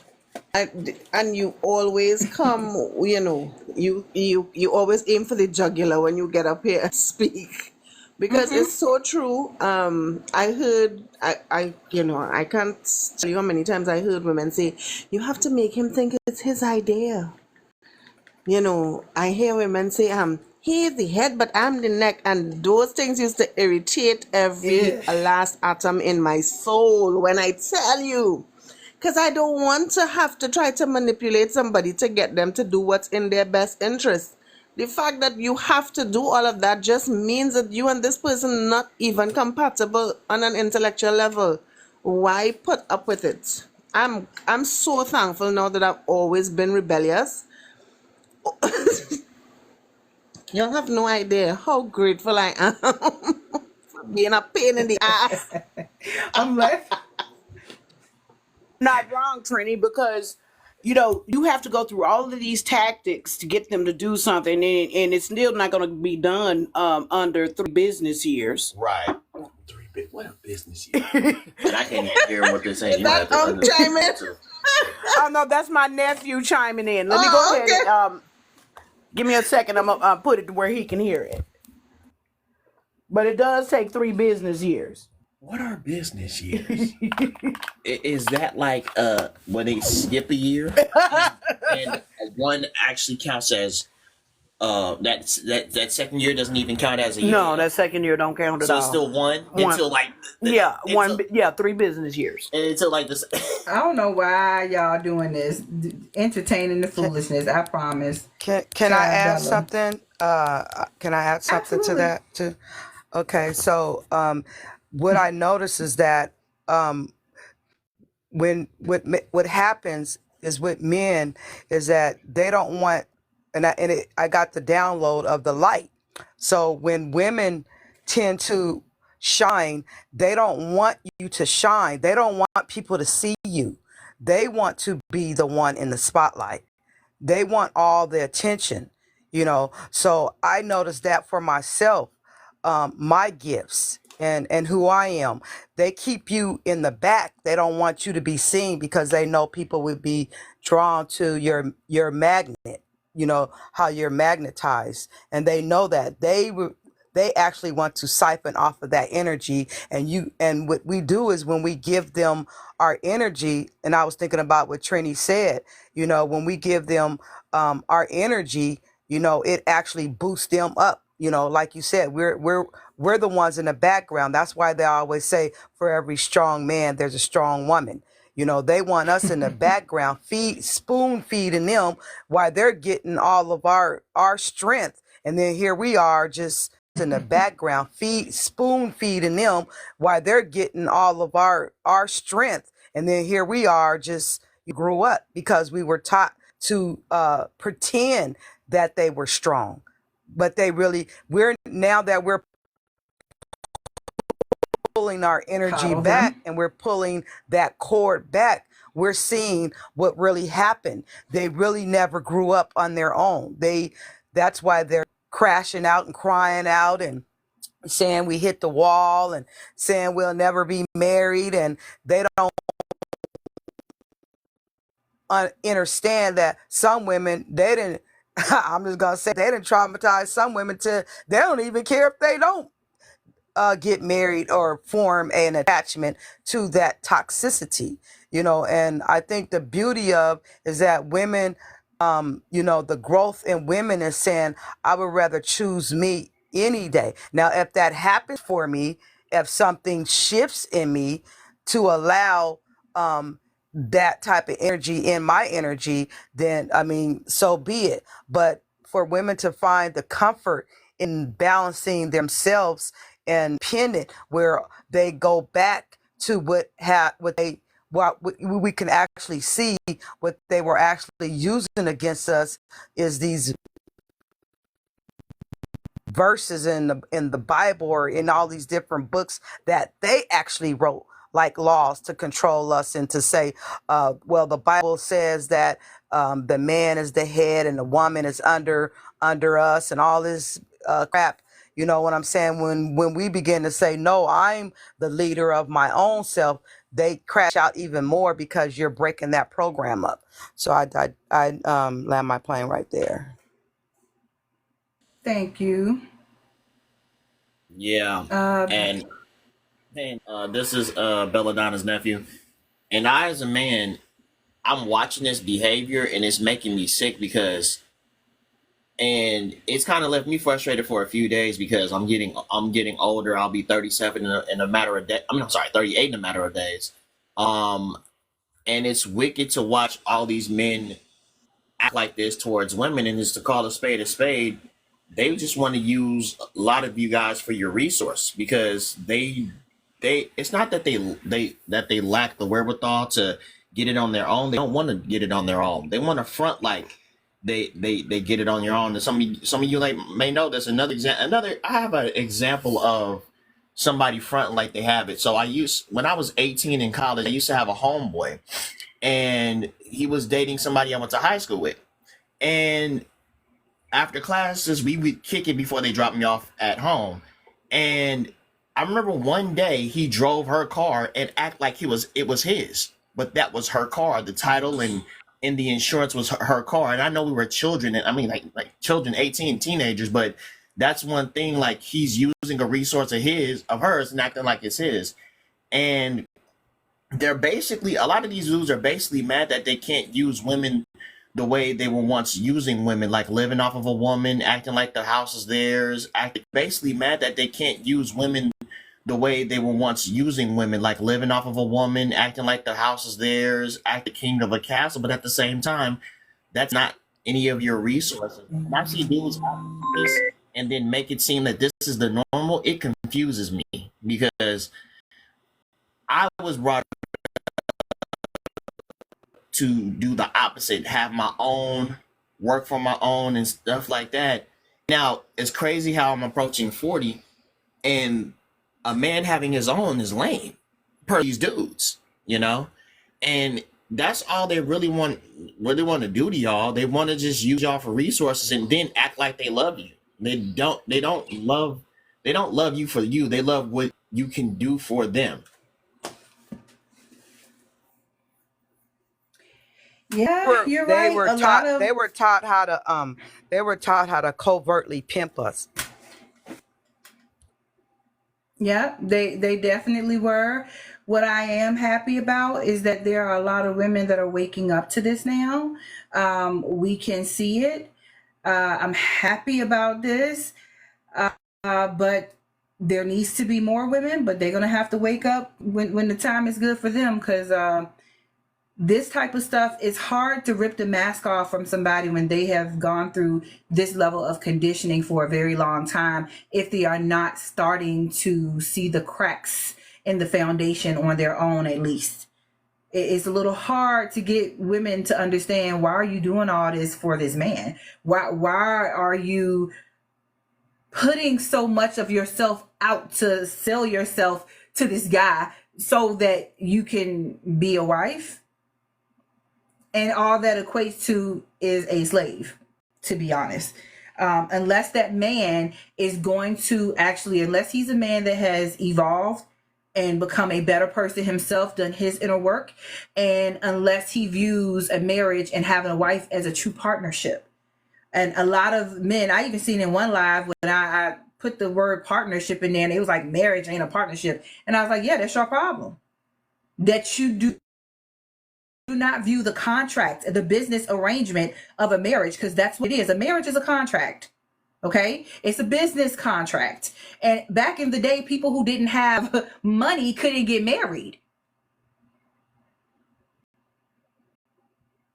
because what business do you need to attend to? Okay, so marriage is a business contract, and when you go into business with somebody, you're looking for a good business partner who in their right mind would knowingly go, well, I did say in their right mind, so I'm gonna keep on with what I was saying. Who in their right mind would go into business? What? A whole lot of poverty pimps. Yeah. But I just want to quickly say something, Mahogany. I just want to quickly say something.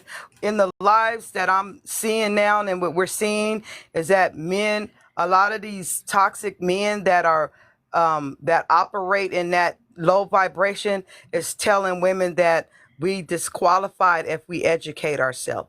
If we go educate ourselves and we don't center the family and have children, then we are disqualified. I'm seeing that.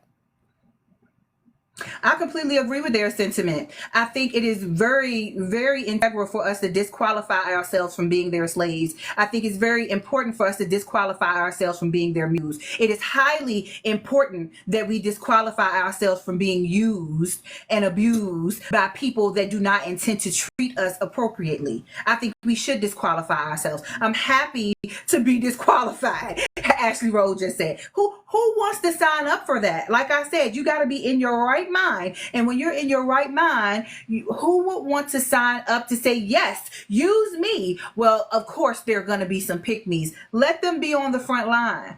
I don't even argue with women that want that life. I look at them as veterans.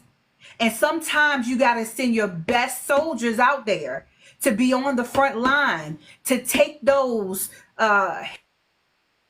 hits for you. So since they want to be on the front line, go check that video out I got on my page saying thank you to the Pygmishas. I appreciate all of you. All of you who want to be chosen, all of you who want to participate in that, I say thank you. You are doing us a service that none of us here that are trying to better ourselves or in process of doing our inner work want to do. And for that, I say thank you for, thank you. Thank you for your service. We truly appreciate you. Now, I'm going to move a huh? They're doing the Lord's work. Yes, they are. They are doing the Lord from the good books work, and they can keep on doing it because I say hell to the nay, dog. I'm not doing it. That's right. I do not want to go. I do not want to go to war. I don't want to do it. Since you are better than me is what I have to say about that. I'm not fit for service. I can't go. Chosen, and they're gonna be crying for us. They're gonna be saying, "Come help us." When they get finished with them. No. Mahogany, hear what I said? No. See, you wanted to go in. You wanted to go in. You wanted to be on the front line. I said many are called, but few are chosen. I choose not to be chosen. So they are numbers, so they can go right ahead. Skip me. I want more qualified. Yep, skip me. I want more qualified women for this particular job. I've never been cut out to do this particular job, and I actually I missed the classes. I don't want to go. I don't know what other language or what other words I can say, but I support them. If they need me to give them tips on how to be better pick-me's, I'm there for them because we truly do need them. These men are going to need SMEX workers. Sorry to say it, but it's true. Go on out in the field, sis. You got it. Shoot, I went AWOL and I didn't look back. Child, I can't go. All right, so we're going to move on to what I was going to read. I'm going to switch the screen up real quick because I want y'all to see this fuckery as I read it. I want y'all to see this fuckery as I read it. This is from a book called How to Analyze. Huh? I said the fucktivity. This is from a book called This is from a book called How to Analyze People and Emotional Intelligence Mastery. So the following statements below are commonly spoken by manipulators. So put a finger down or a check mark. We ain't got to do all that. You know what I mean? But if you've heard some of these before. So there are 15. There are 11 on this page. And when I'm done with these 11, I'll switch it to the next page. Number 1, you're crazy. So if you've ever been told you crazy, beside the fact that you might be crazy in that moment because they caused it, this is some manipulative shit. Number 2, look what you made me do. So he done smacked the same shit out of you, and he gonna turn and look at you and say, look what you made me do. Ike Turner, stop playing with us. You gonna wake up unalive, boy. Don't play with me, okay? Look at what you made me do. I said I'm sorry. Why are you still upset? Maybe because your ass keep doing the same shit and apologizing, motherfucker. Okay? Y'all, yeah, this is coming with some of my commentary. The commentary not in the book, but I'm sure y'all appreciate it. Number 4, it's always my fault. So you trying to check him for what he did, and he comes back to you with, it's always my fault. Why are you always telling me it's my fault? It kind of reminds me of the Corey Holcomb clip when he said he want a woman that's just quiet. He want a poor woman that he can give money to, and he want her that way because he can tell her what to do, essentially, and he want her to shut up. It's always my fault. So if you just shut up and do what I want you to do, he can't be told it ain't his fault. But let's just move on. I don't understand what you mean. Well, this reminds me of somebody who never had the intentions to understand what you meant. No matter which words you choose and no matter how many languages you say it in, he probably gonna hit you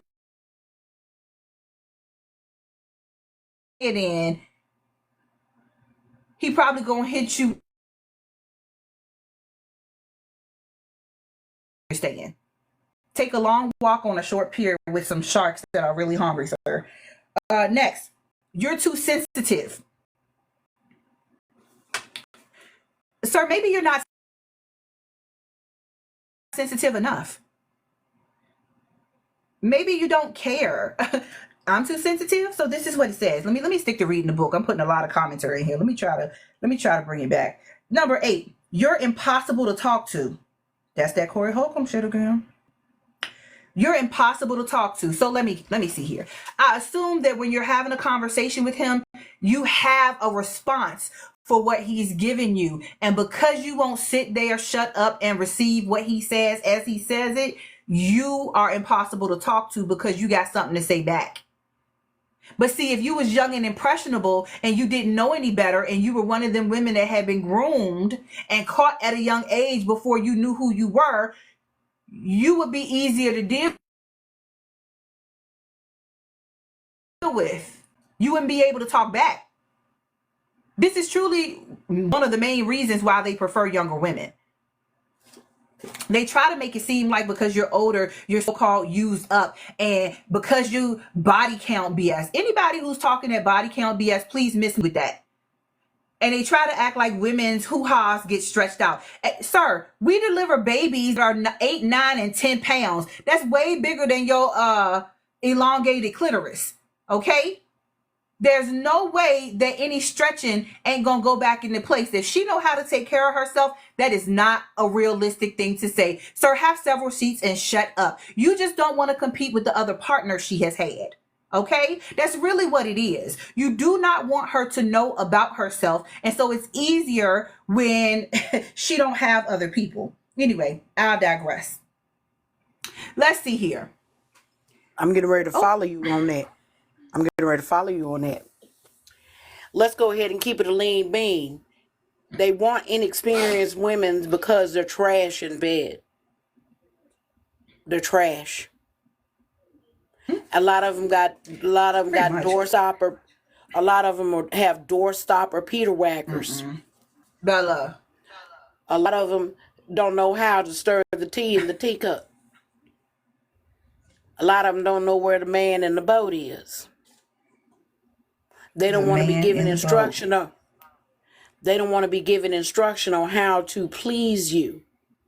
That's where the we talk too much come in at.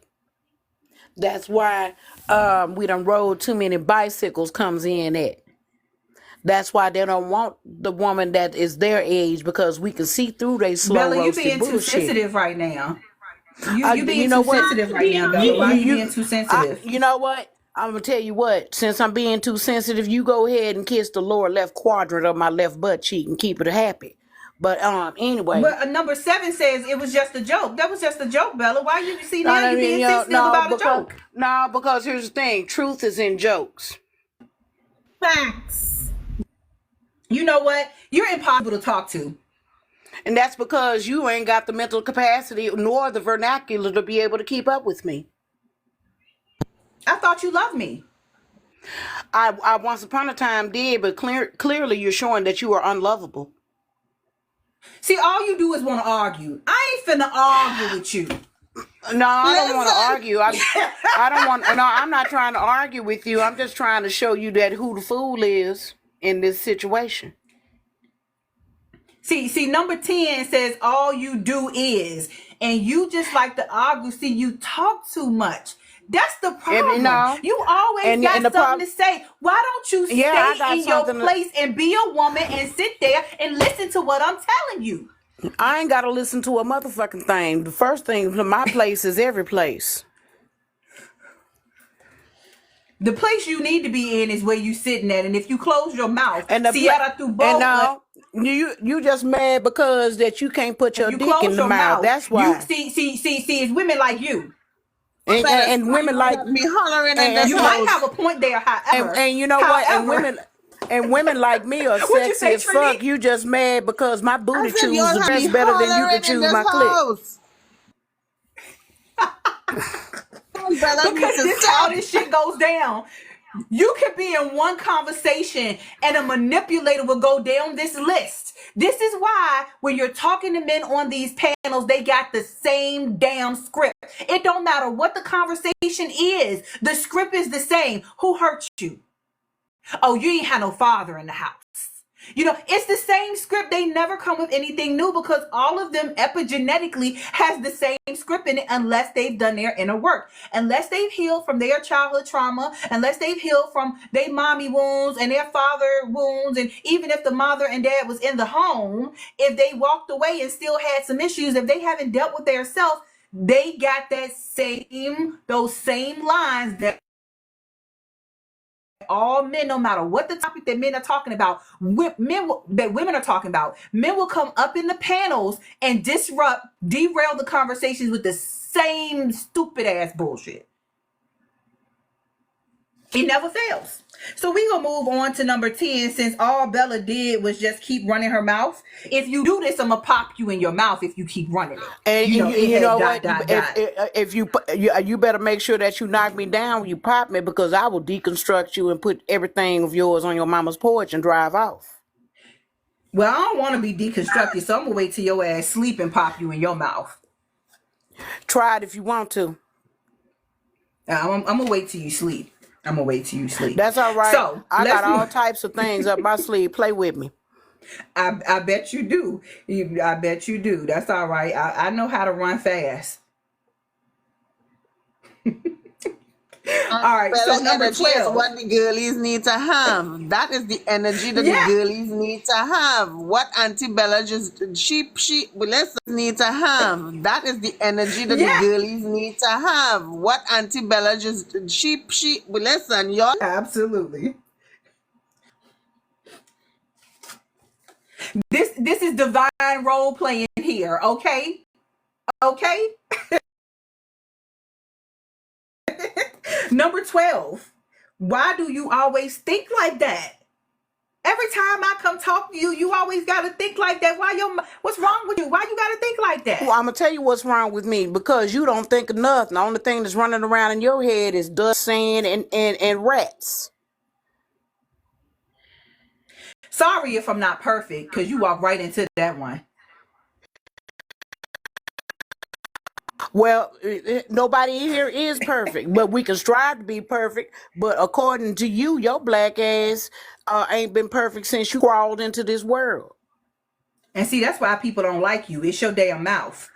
It's your goddamn I don't care if mouth. I'm like, that's number 14. That's why people don't like you. You know what? And my mouth is glorious, and you mad because I won't put it around your door stopper. My mouth is glorious, and you mad because I won't put it around your door stopper. Erotica that we got going on right now is making me a little horny. That's what I would say. And this is the point where they want to have makeup sex, right? This is the point right here where they don't work themselves up enough, where they now want to have makeup sex.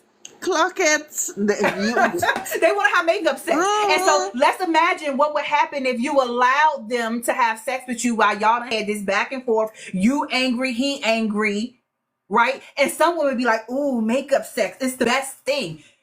Ma'am, if this man is really angry at you, let's not even look at it from a physical perspective, right?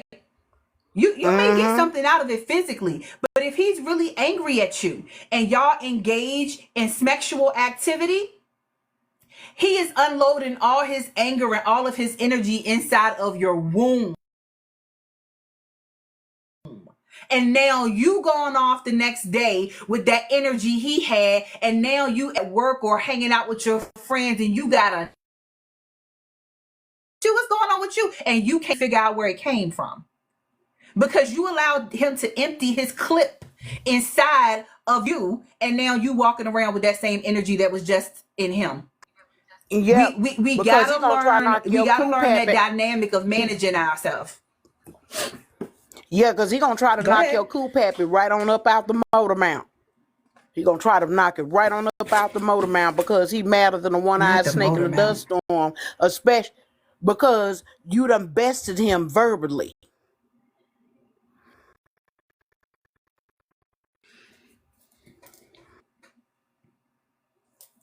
So let's go back here because I want to hear y'all take, after we just shared that and we just had some conversation, I really want to go back to the prompt now. What drives individuals to opt for manipulation instead of embracing basic human decency?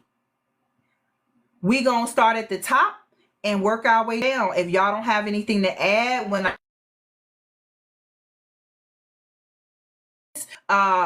that's a good one, Bella. Lazy thinking is always for the win. If you, Bella, could keep an eye on the comments, we are going to start up the top with Pastor Rachel. If you could answer the prompt and tell us your thoughts.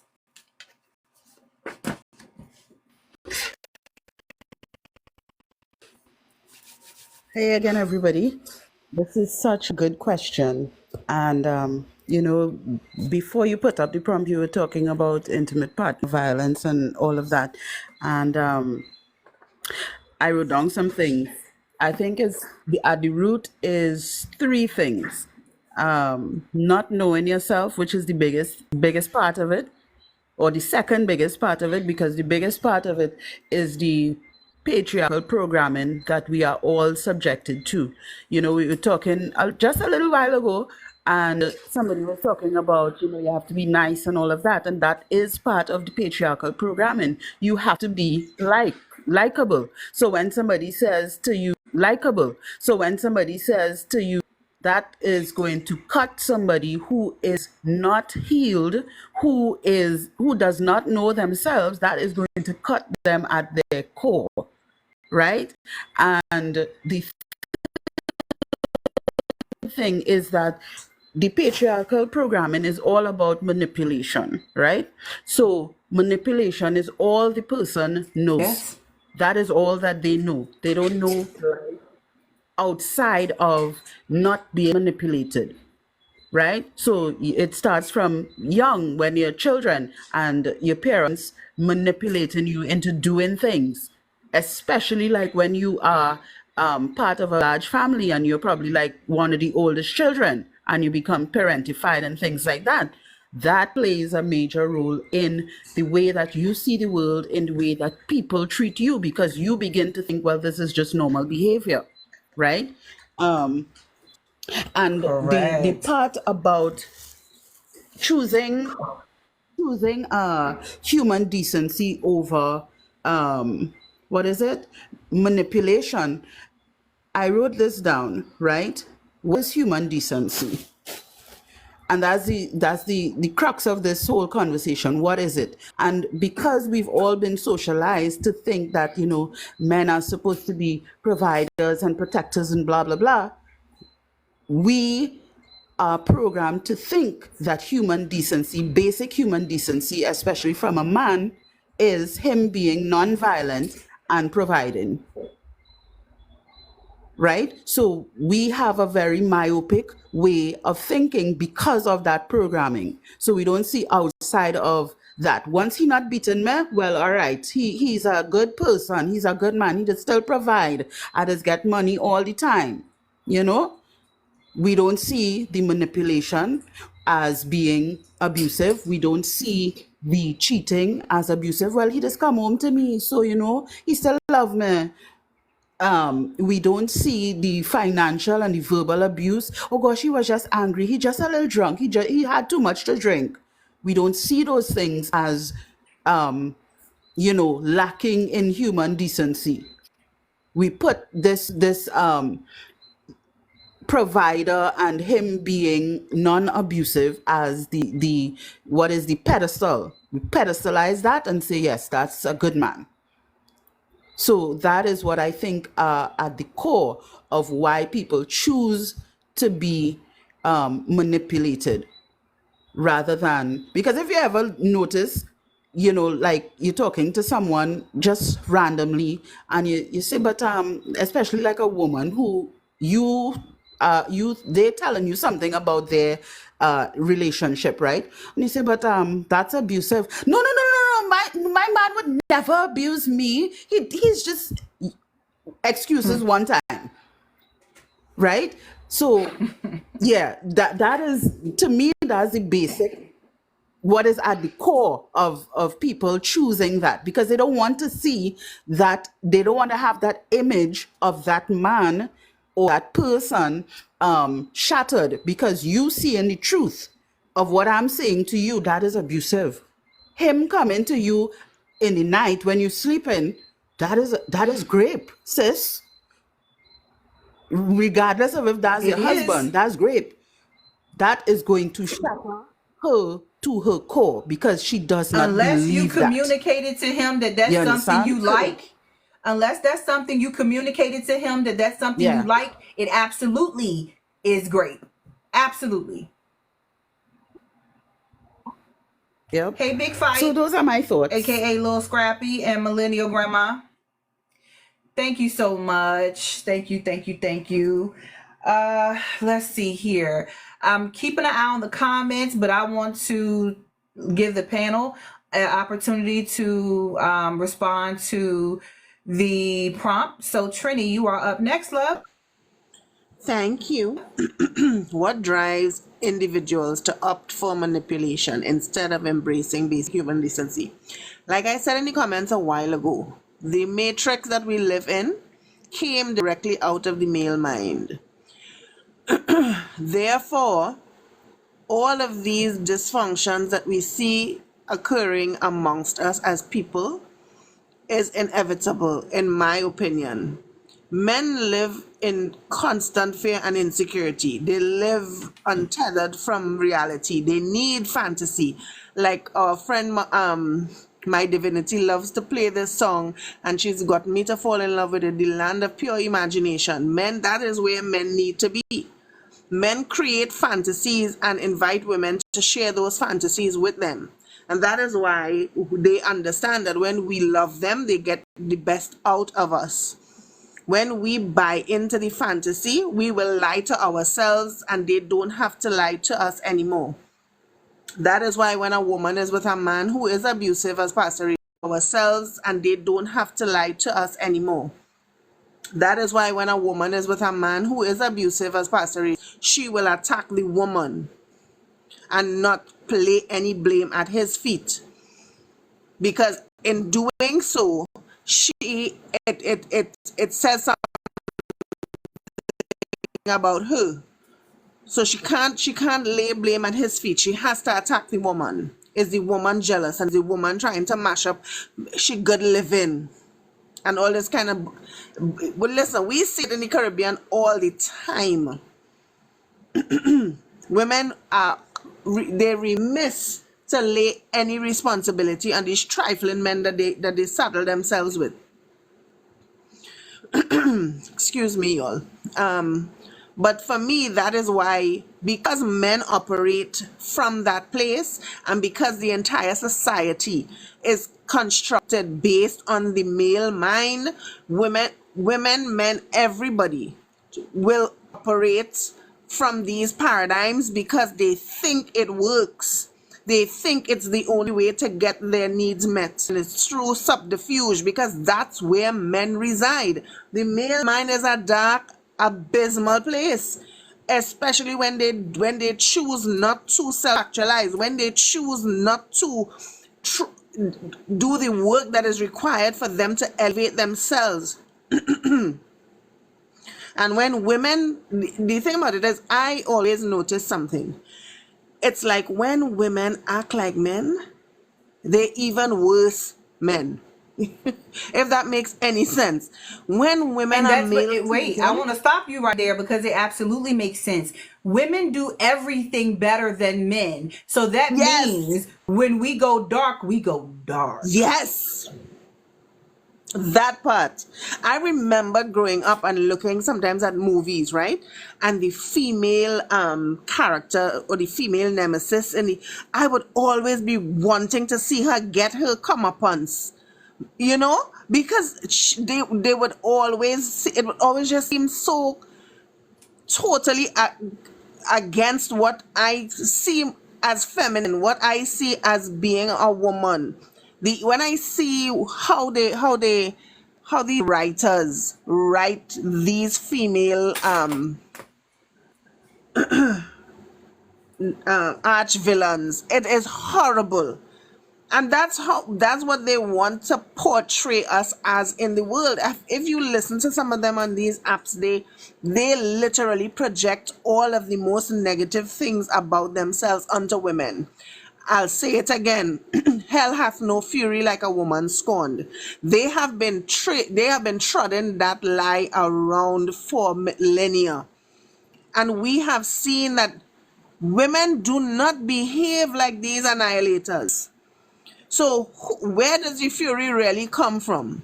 Men, we had a man here in Trinidad not so long ago slit the throat of the woman that he was involved with and their 1-year-old child.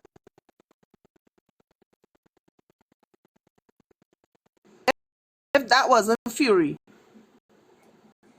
because he felt slighted, because she no longer wanted to be with him. How many women do we going around behaving like that or doing things like that? Usually when a woman snaps, it's because it's her fighting back against abuse. And I will keep saying it, I'm so happy that women are actually waking up and recognizing it and being able to clock it and realize that, you know, what projection is and what gaslighting is and what all of these terms mean, because this is the only way that we free ourselves, when we know the truth, because it's the truth that makes us free. And understanding the truth of who men are is the key to our freedom, because we've been the door was really open all this time, you know. The door was really open, but we just didn't want to walk out. We wanted to hold on. And right now, to be willing to accept the truth and stop holding on to the ideas that they place in our minds about these happily ever after and these love, these all these fairy tales and these Disney princess movies, because it doesn't exist.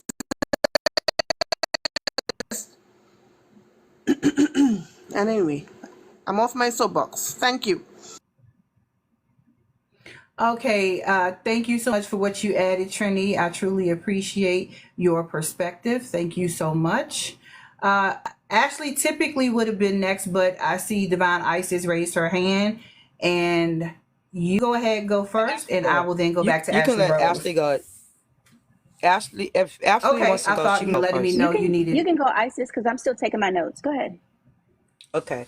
So actually, I want to say I agree with Trini when she was saying that, because that's where I was going. I want to also add that what drives an individual to opt for manipulation, I would say not wanting to face our own demons, our own traumas, and our own healing. And just going on what Trini said and sharing the experience, or the story of the guy that unalived his family. I think what happens is we put ourselves in a dangerous situation, a danger zone, when we feed into the fairy tale. That's what we're seeing today. When we tend to feed the fairy tale and then we want to disconnect from the fairy tale, we may possibly be unalived. And I was just recently seeing a lady. I witnessed her on social media trying to stand up to her toxic mate, and it was kind of like scaring me, because I just don't believe that women mate. And it was kind of like scaring me, because I just don't believe that men are, in this day and time, you should not tell men your moves if you're trying to disconnect from them. It's dangerous to feed something, um, then you pull that energy Very back dangerous. like that. I mean, you could be jeopardizing yourself and everyone around you. So I think we're at a point that there's a technique and a skill to pulling your energy back, and it's not voicing that you're going to leave him to him. You can't do it like that. You have to basically move in such a way that you prepare. You have to prepare a place for yourself, a safe haven for yourself. And I think for women who are in a position to start opening, like I seen this one guy on TikTok said that he wanted to open a safe haven for women to come to. And then after really looking at him and listening to him, I say men continuously want to position themselves to be our saviors, only to trap us back into the same situation with them. So it's important for us to set up our own safe havens instead of allowing them to take the credit for saving ourselves. So I just wanted to add that you put yourself in a bad situation when you're dealing with emotional unstable men, and a lot of men are so. What we're seeing is it is probably like 99% men are emotionally unstable if they have bought into the patriarchy, Abrahamic religions, and they quote these verses. And I find it very funny that women were mostly the ones going to church and participating in these religions, and men would sit at home or go do their own thing and laugh at us, or didn't even buy into that. And they said we were married to Jesus. Laugh at us, or didn't even buy into that. And they said we were married to Jesus when we were spending our time, a lot of time in the churches and in these religious places. They didn't even take to it like that. So I find it very funny they can quote find all the scriptures. They didn't even take to it like that. So I find it very funny they can quote find all the scriptures that help them keep us in their pit of hell. I land my plane. Well, thank you. My goodness. I appreciate that. I have nothing to add there. She cooked. And as Red says, when a chef is in your kitchen, you let them cook.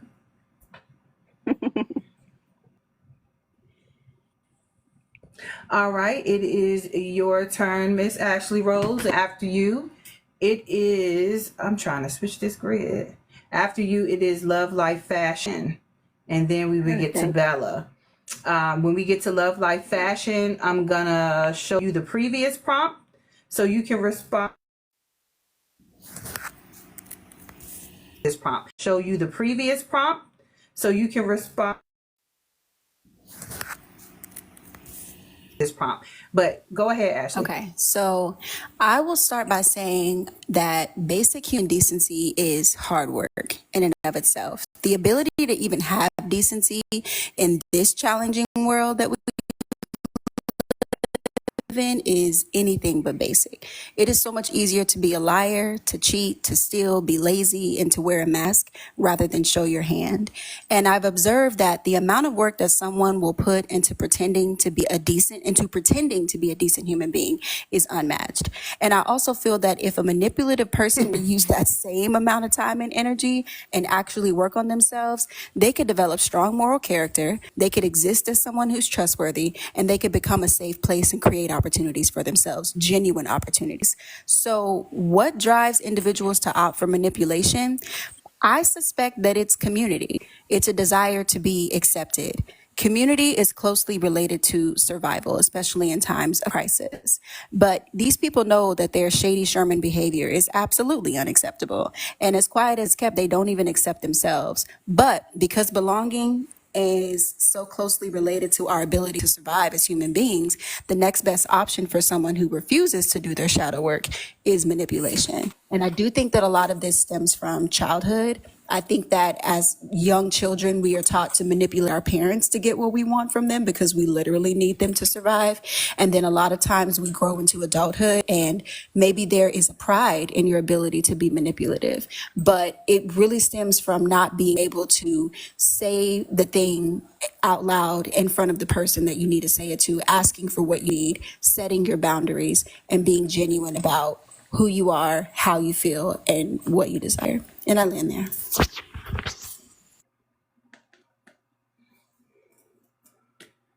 Thank you so much.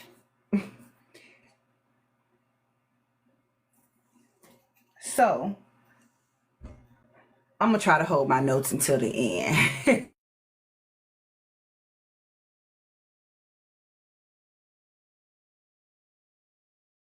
Are you ready to respond? I'm gonna switch it to the first prompt first. Let me get back in here because I'm listening to everybody. Okay. Do you want to respond? I'm going to respond as I could because I'm listening to everybody, and I kind of believe everybody take every point that I had that I was going to say, but nevertheless I will still respond. Okay, so the first one was empathy or trauma bonding. I know about this firsthand. They are as early as, I would say, as recent as, and those who have been on Ashley's panel and Pastor Rachel's panel probably would have heard me speak about my situation briefly. Last year I went through domestic violence, physical and verbal abuse, and I was one of the fortunate ones to get out of that. Because last year, as many of my countrymen know, a lot of women did not make it out. And yeah, that was big headlines. So for me to make Are it you in out. Jamaica? What's that? Are you in Jamaica? No, I'm in Trinidad. I'm in Trinidad, yeah. You're in Trinidad too. Okay, they're coming through. They're coming true. All right. So yeah, I went through my own to, the last incident where police had to get involved and actually remove me from the situation. Since then I have been doing the work, and I have been, trying my very best not to get back into a position where, because I believe I was really in this pick me phase, and we wanted to do, but then it went to a place of people trauma bonding with me, like, yeah, girl, I went through the same thing, and then it went to, it having a negative effect on me, which sent me in a really deep spiral. But the reality of it for me is, since doing the work, I've been able to see a lot of things change for me. You know what I mean? Yeah, with that regard. There had a lot of people who came around presenting empathy, but really and truly is just more like to know your business. You understand what I mean? And they actually did nothing. And this is somebody I'm talking about who was a higher up in what we call here what do you call it? Gender-based violence unit. This is something too, and they said, yeah, no, I'll help you, and they'll connect me to what the resources and whatever. Never happened till this day. I watch a person dead in the face, or two eyes will always make four, and nothing. Like, she don't remember me, she don't care. It's like whatever. It was just to know at that point in time. It was just to know my business, so it could be a topic of conversation. Really and truly, honestly. So yeah, with that regard, I think I've learned both sides of it. As I believe Authentic Ash said, one is positive, one is negative, and they kind of teeter-totter between each other. But yeah. And what's part two question again now? Manipulative and human decency. All right. Yes, that's what it was.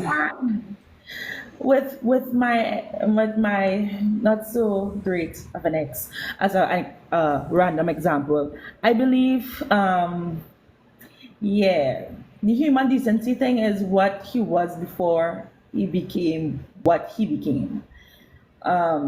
He knew, I believe they have the wherewithal to be decent, but because they have a fan club or fraternity or frat nation looking on, they prefer to be manipulators, dictators, controllers for the fan club, basically. I I look back at everything and I'm like, how, like literally how. But as I said earlier in the chat, I said self-preservation is key to all of us as women now in this era and space, and with platforms like yours and Ashley's where we can have the conversation, and each one help one, each one pull up one, each one edify one and pour into each other. Some of us might be at a low and we need each other in some aspect.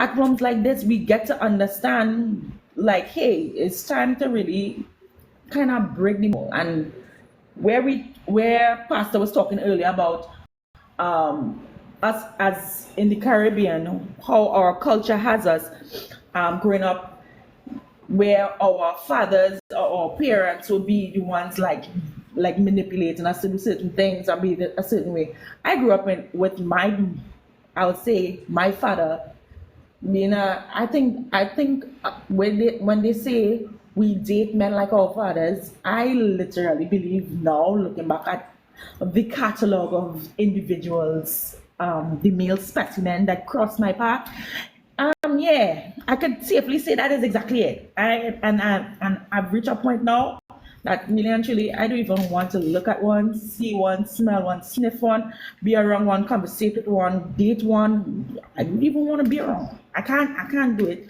And I've said it and said it again. If it costs me my physical health and mental health, it's too expensive. I can't do it, won't do it, shall not do it. I've really reached that point of self-preservation, because a lot of the pick-me's made it very easy for these men to just do whatever they want. They don't want to court, they don't want to date with sense, they don't want to have a conversation besides what underwear you're wearing, what color bra you have on, where you lying, how you lying down. This kind of it has reached a point where it's just distasteful and very disgusting to even think. And as a famous actress said recently, all these dating apps should just come together and form one app and just say, this is what's left. It doesn't make no type of sense, honestly speaking. Like they should name it master. I'm sure you heard me laugh just now. Yeah, I heard it. Master manipulators. Here's what's left. That's what they should name the group, and put all of them there, because it's getting horrid at this point. And to see a lot of women choosing this wrong, I'm so proud of us. I'm really, really so proud of us. And for those our sisters who tried and barely made it, or made it by the edge of the teeth, like myself, kudos. And for those who did not make it at all, well, you died trying. And it's a different space we're in now. It really is. What's left? Yes, I feel they should name it. What's left.com. What's left.com. It has not been an easy road for me, and to come out of that pick me mode and to come out of that manipulation. Let me tell you something.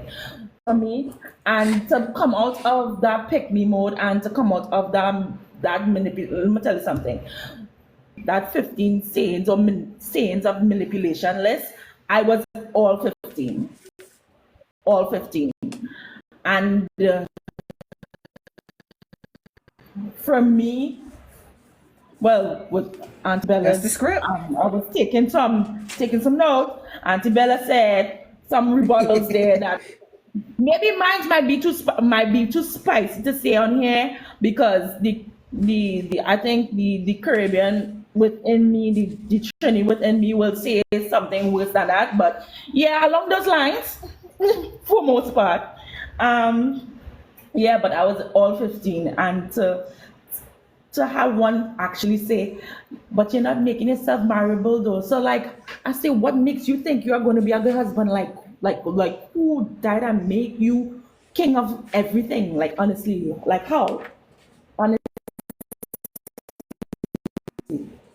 they like to say, he not finding a wife, finding a good thing. Yeah, and you're still not. You're all in now in a soft a dude to take care of you. You understand? They want to And be pillow princesses.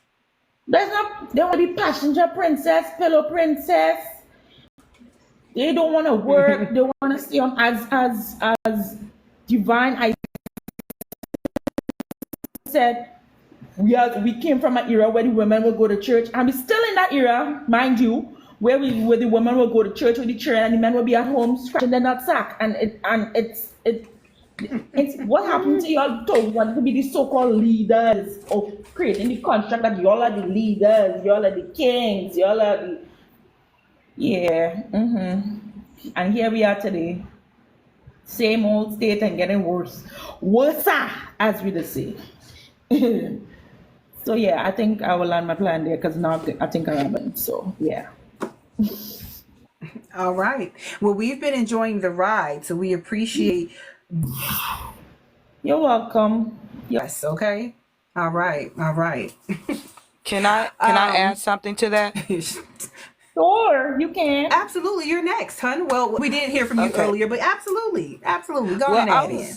what I was looking at on the manipulation is that I think in adding to that is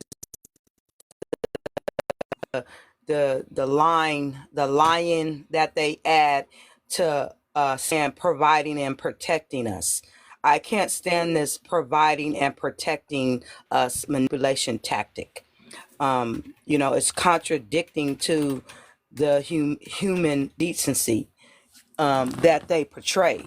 And I think for so long that men have wore this human wore this mask of human decency in front of us, in front of these churches and different places of religious to us, that they put on this mask and made us think they were humanitarian on us. They lied to themselves. Um, like they were the one that caused the pain for us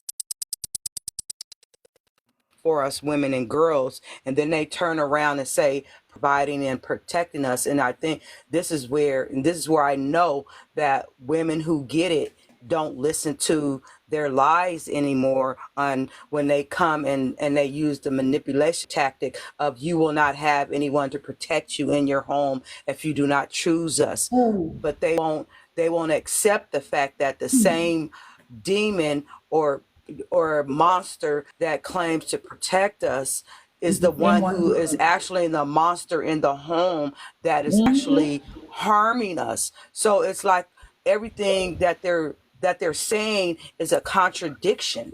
It's like the Bible. It tells you it's the light and the dark. You know what I'm saying? They claim to do one thing, but then they do another. And so it tells you it's the light and the dark. You know what I'm saying? They claim to do one thing, but then they do another. And so add up, and that's what the awakening for women out of this false matrix that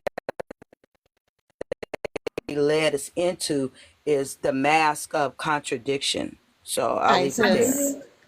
ISIS, men are the mafia. Men have always run this thing like a protection racket. You want protection, then you have to be with one of us. When you get with one of us, we get to hurt you and we get to gaslight you and make you think it's your fault. Yep. The crazy part about all of this is that they're the problem and the solution. The people that we need protection from What is solution? them. No, well, I'm not saying they actually are.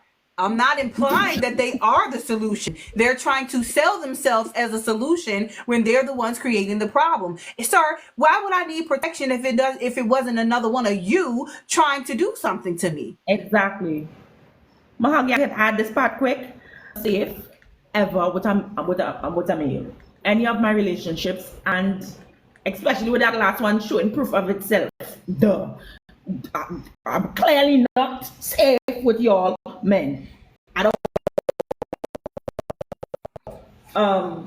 My dad never made me feel safe. He till this day, he doesn't even feel the need to protect me as his daughter, especially when I went through that domestic violence situation. It's not like he came and said, I'm coming for you tonight. Funny enough, he did that with my last sister, end up in that same predicament. But me, no. He believed that, no, then Danielle is the traditional woman. She is the one who's going to fight for her life and make her way out of it. Yes, she could do it. But that last one, no. She need as I say, Captain Silverho. I really can. I've never felt safe with any of my partners. They have never this on top of it too. They have never financed me. Never ever came in and say like I had to pay rent, I had to pay bills. No. For those who got those lovely men to buy the groceries and the Pennywise bill, they are leaps and bounds. I had to be like, teach me your ways or wise one, because I never get that. Like honestly, I've paid for my hair, I've paid for my nails. When I used to do my nails, I'm now allergic to that, so I don't do that. Do my hair, I have locks now, so my hair is more expensive to do. You understand? I always take care of myself, made sure my rent was paid, my bills was paid, groceries stocked up to the brim. But you coming up to live off my niceties with your soft man pillow princess behavior. You understand? I've never ever I could tell you, never ever to this day, even if I have to go on a trip or fly out, my money, all these people who getting flued out to this day. I want somebody to flew me out somewhere. I want to go to little Dubai. Not for the book. I don't want to do that. I don't want to do that. Sis, men, listen. One for the book. Live love I fashion. transport You every hear day me? that I pay my own thing. So I Can anybody hear me? And as my saying, yes, I hear you, Trini. And as I say, if you don't feed me, finance me, or give me the thing between your legs, you have no say in my life, honestly. So I'm glad that I reached a point in my Good life. stopping point. I wanted to say something to what you. So I'm glad that I reached the point in my Good life. stopping point. I wanted to say something to what you were saying. Go ahead, Trini. Men are predatory and Yes, opportunistic go ahead. simultaneously, right? So men will do things for certain women because they know that they will have a level of control. We go back to what Corey Holcomb was saying. That's how they are. Predatory and opportunistic at the same time. When a man comes around a woman who's giving a certain type Everywhere. of energy, he is not going to lavish stuff on you because he knows that he cannot leverage his power over you. But when a man finds a woman who he can leverage his power over, he will do the things that other women will sit down and think, oh my God, nobody ever did that for me. But what is that woman giving up in order to get that? That's the part that we never pay attention to. She's giving away herself. Her power, And yes. that is too fucking expensive. Pardon my French.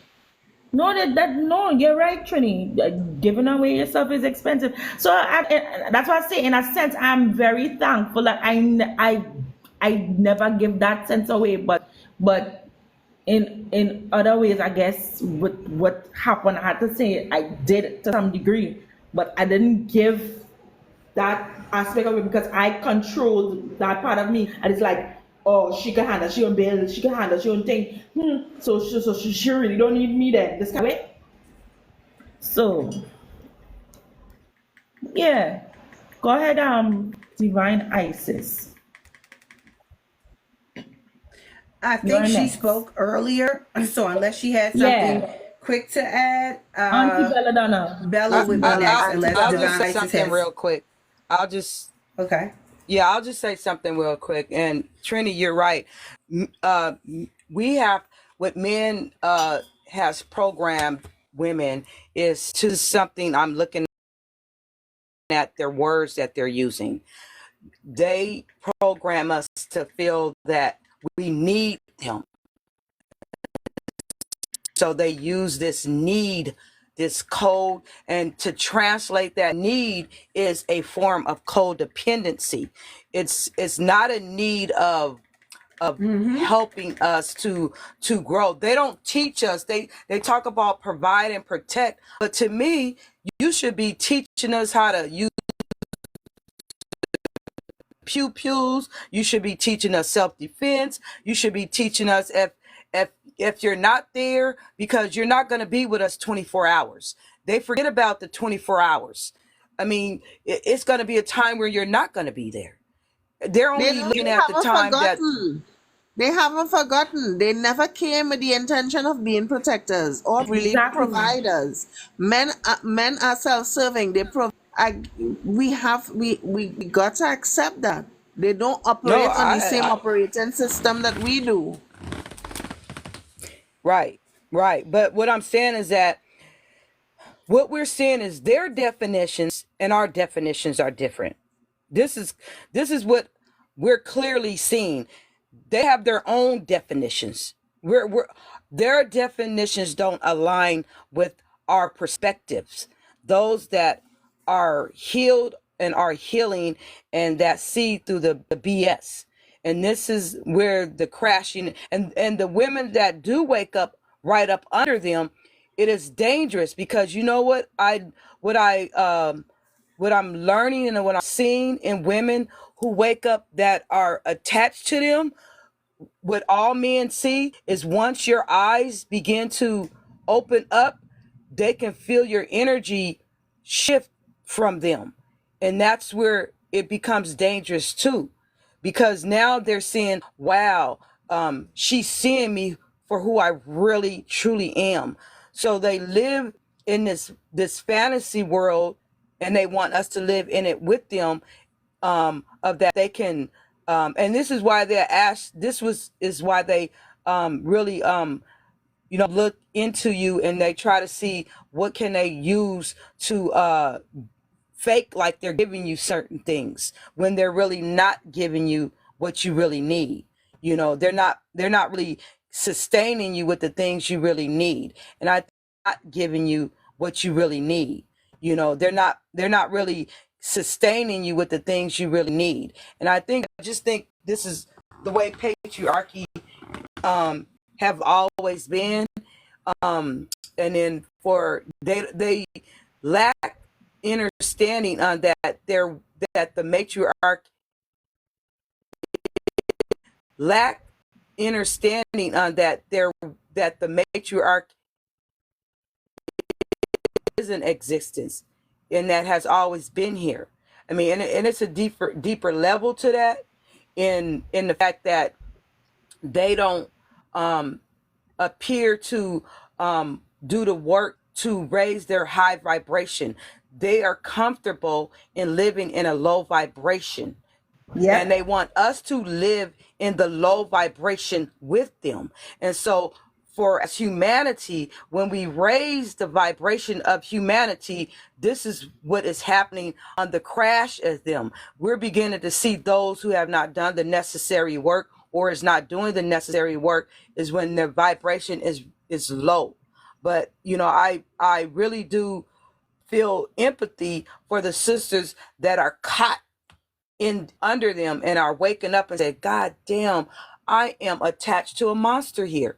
So long as you can play along, because I noticed that when I was with my boyfriend back in the day, I began to see him who for who he really was. That's when the monster really came out. Long as you don't see them for who they really are, everything's all cool. You don't feel no danger. But the danger comes when you start opening them eyes. That's what happens. I land my plane. The thing is, again, we enjoy this ride on Live Love Fashion Express. The thing here is, women need to be very smart when they see a mask slip. When you see the mask slip, wait, was that Live Love Life or was that Divine Isis? I now think that was Divine. Yeah, that was divine. Okay, I just caught that. I'm like, wait, that wasn't the okay. Yeah, so we was now on. See, I got used to flying on Live Love Fashion Express, and I ended up on Divine Isis Express, and they was all flying at the same altitude, and so I didn't realize I had got on a different carrier. My apologies. Y'all, I'm goofy. I mean, but I was up there and I was out there, so I was still flying. You see what I'm saying? I had to figure out where I was. I got all disoriented. But yeah, when we see that the mask slips, you can, the same as telling your abuser you're gonna leave. I'm gonna leave you. I'm leaving next week. No. When you see the mask slip, you continue on like you've seen nothing. You make mental notes. You call into and say things to people that you trust. You do not show or tell him that the mask has slipped. Self-preservation is key.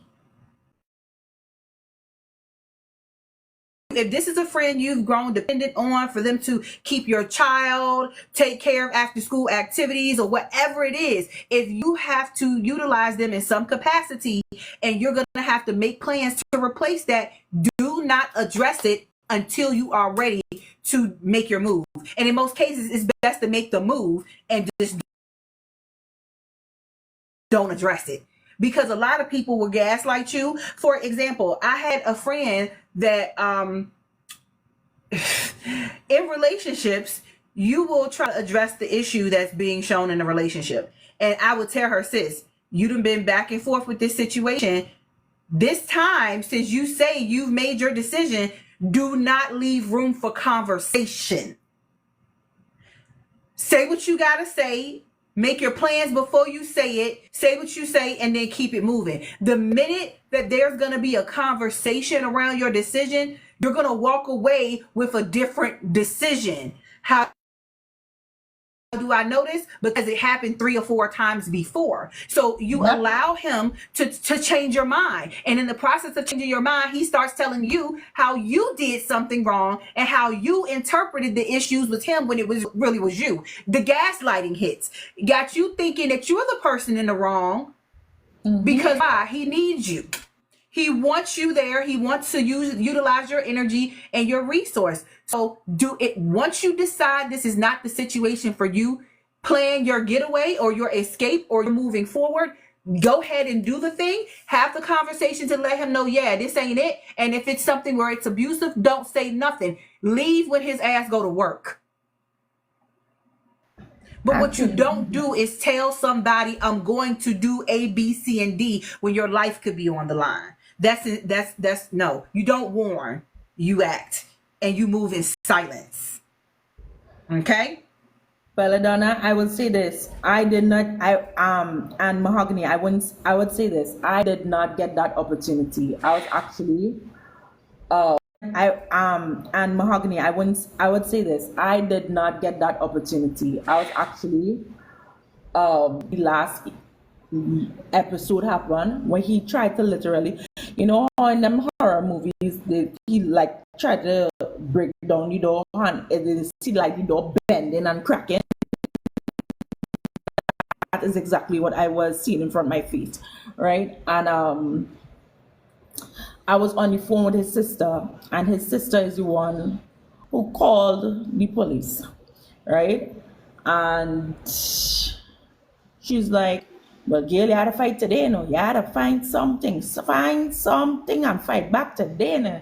Because ain't no way he gonna tell you, and she's there trying to tell him to stop his shipments, and by the same time, the police had now see him what he was doing and stop him and talk to him and say, what is going on? What hit you for? And he says, from the first time, I could not plan anything to say, well, I'm making an escape route, because I believe he got up after the first incident and saw me, because I believe he got up after the first incident and saw me. Like, I was only there at that time by 3 weeks with him, and give me 3 weeks, 3 months. I was already there where I moved to within 3 months. I was already there where I moved to within for 3 months already, and for that to happen, it was like, yeah, so I couldn't plan anything. So when the police came and they took me away, the next time I came back, I had to have a police escort to get my stuff, every single last thing.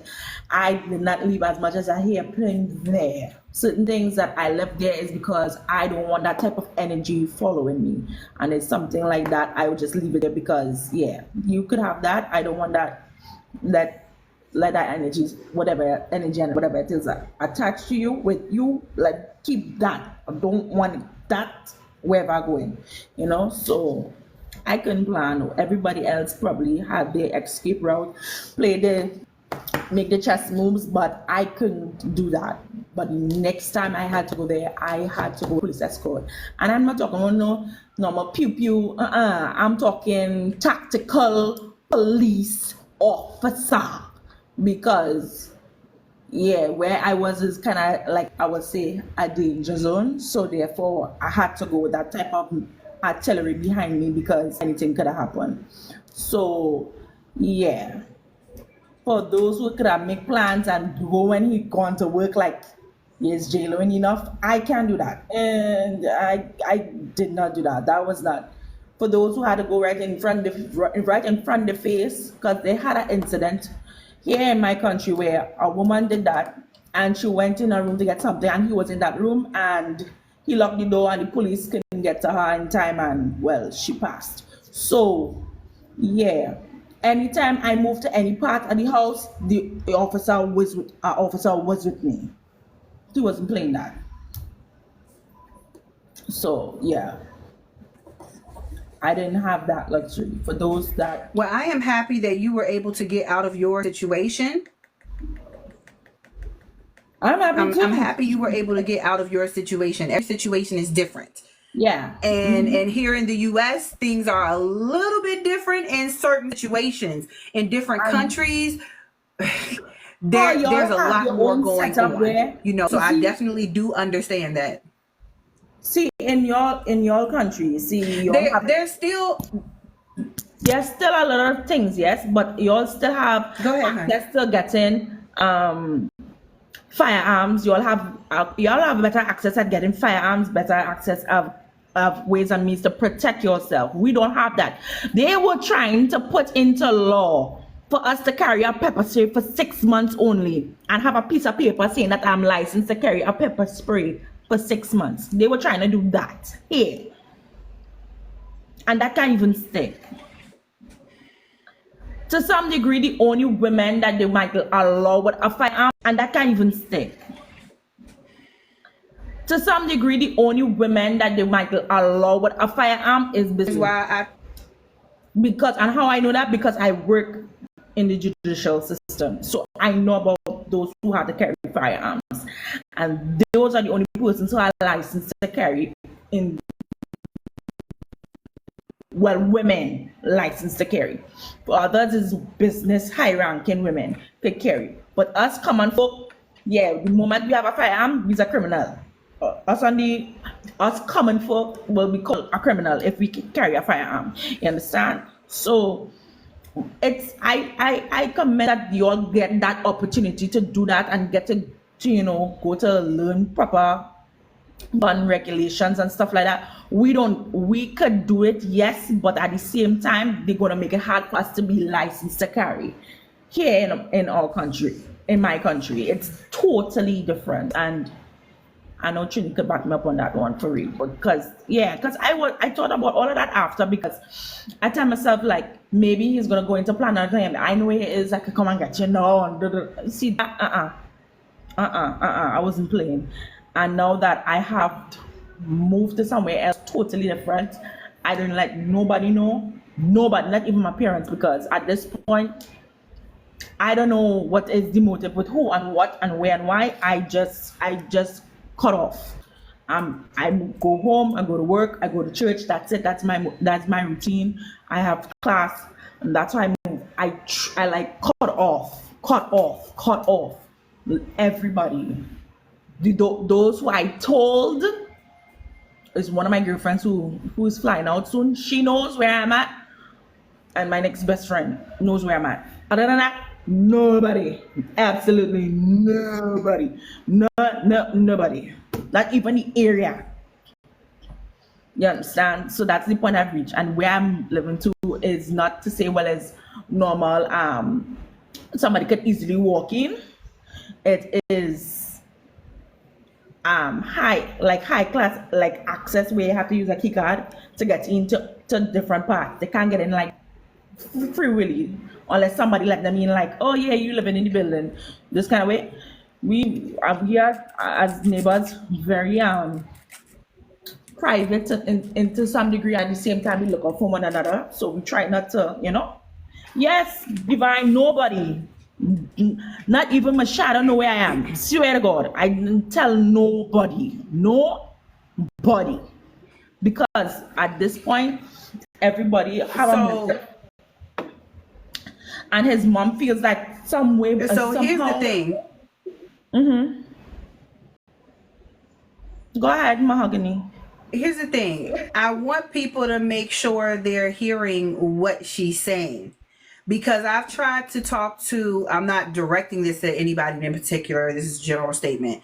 I've tried to explain to women here in the US how we have things hard here, but we have a lot more freedoms than a lot of other women.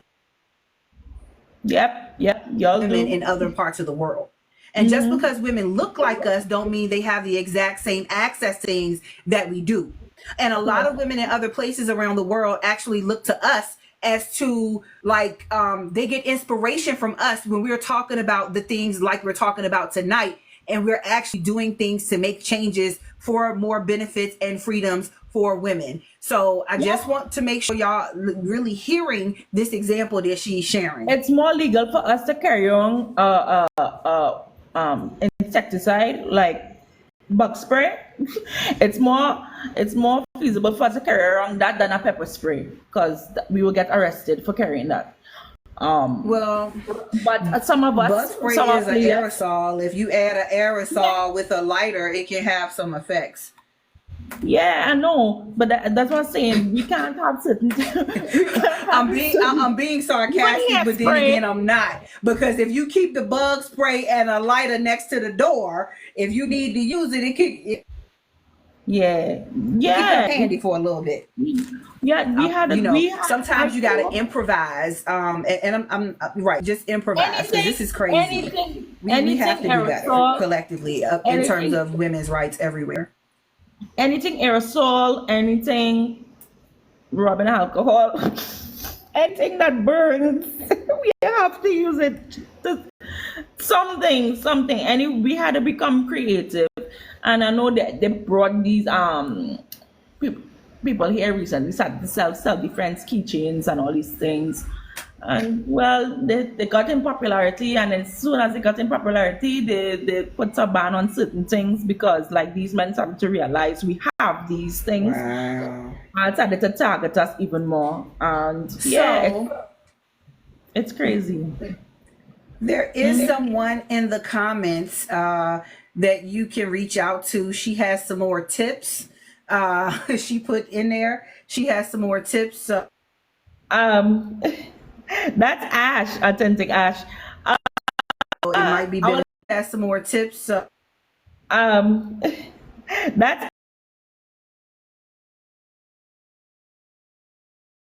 Yes, yes. I could say safely, I have friends, I call them my, It's a space up here on the panel if you want to come up, I Ash. have friends who are in the service that was like, Gail, if you use it, it's nothing. I could vouch you protecting yourself. Some of us on the law get our own tasers and stuff just to protect ourselves because at this point, y'all ain't protecting us. Y'all men ain't doing nothing. Y'all are the real reason why we Yeah, here. it's crazy. I do want to give Belladonna an Go ahead, opportunity to Auntie. respond to the Yeah. prompt. And when you're done, I'm going to add some additional information as to my take on the prompt. And then we'll have closing thoughts and we will close out for tonight. Cool. Awesome. All right. And thank you for sharing, though.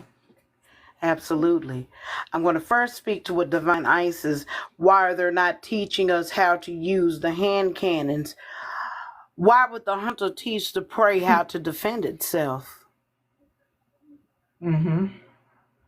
That's why they don't teach us this type of stuff. They want us to remain docile, acquiescent, childlike for their benefit.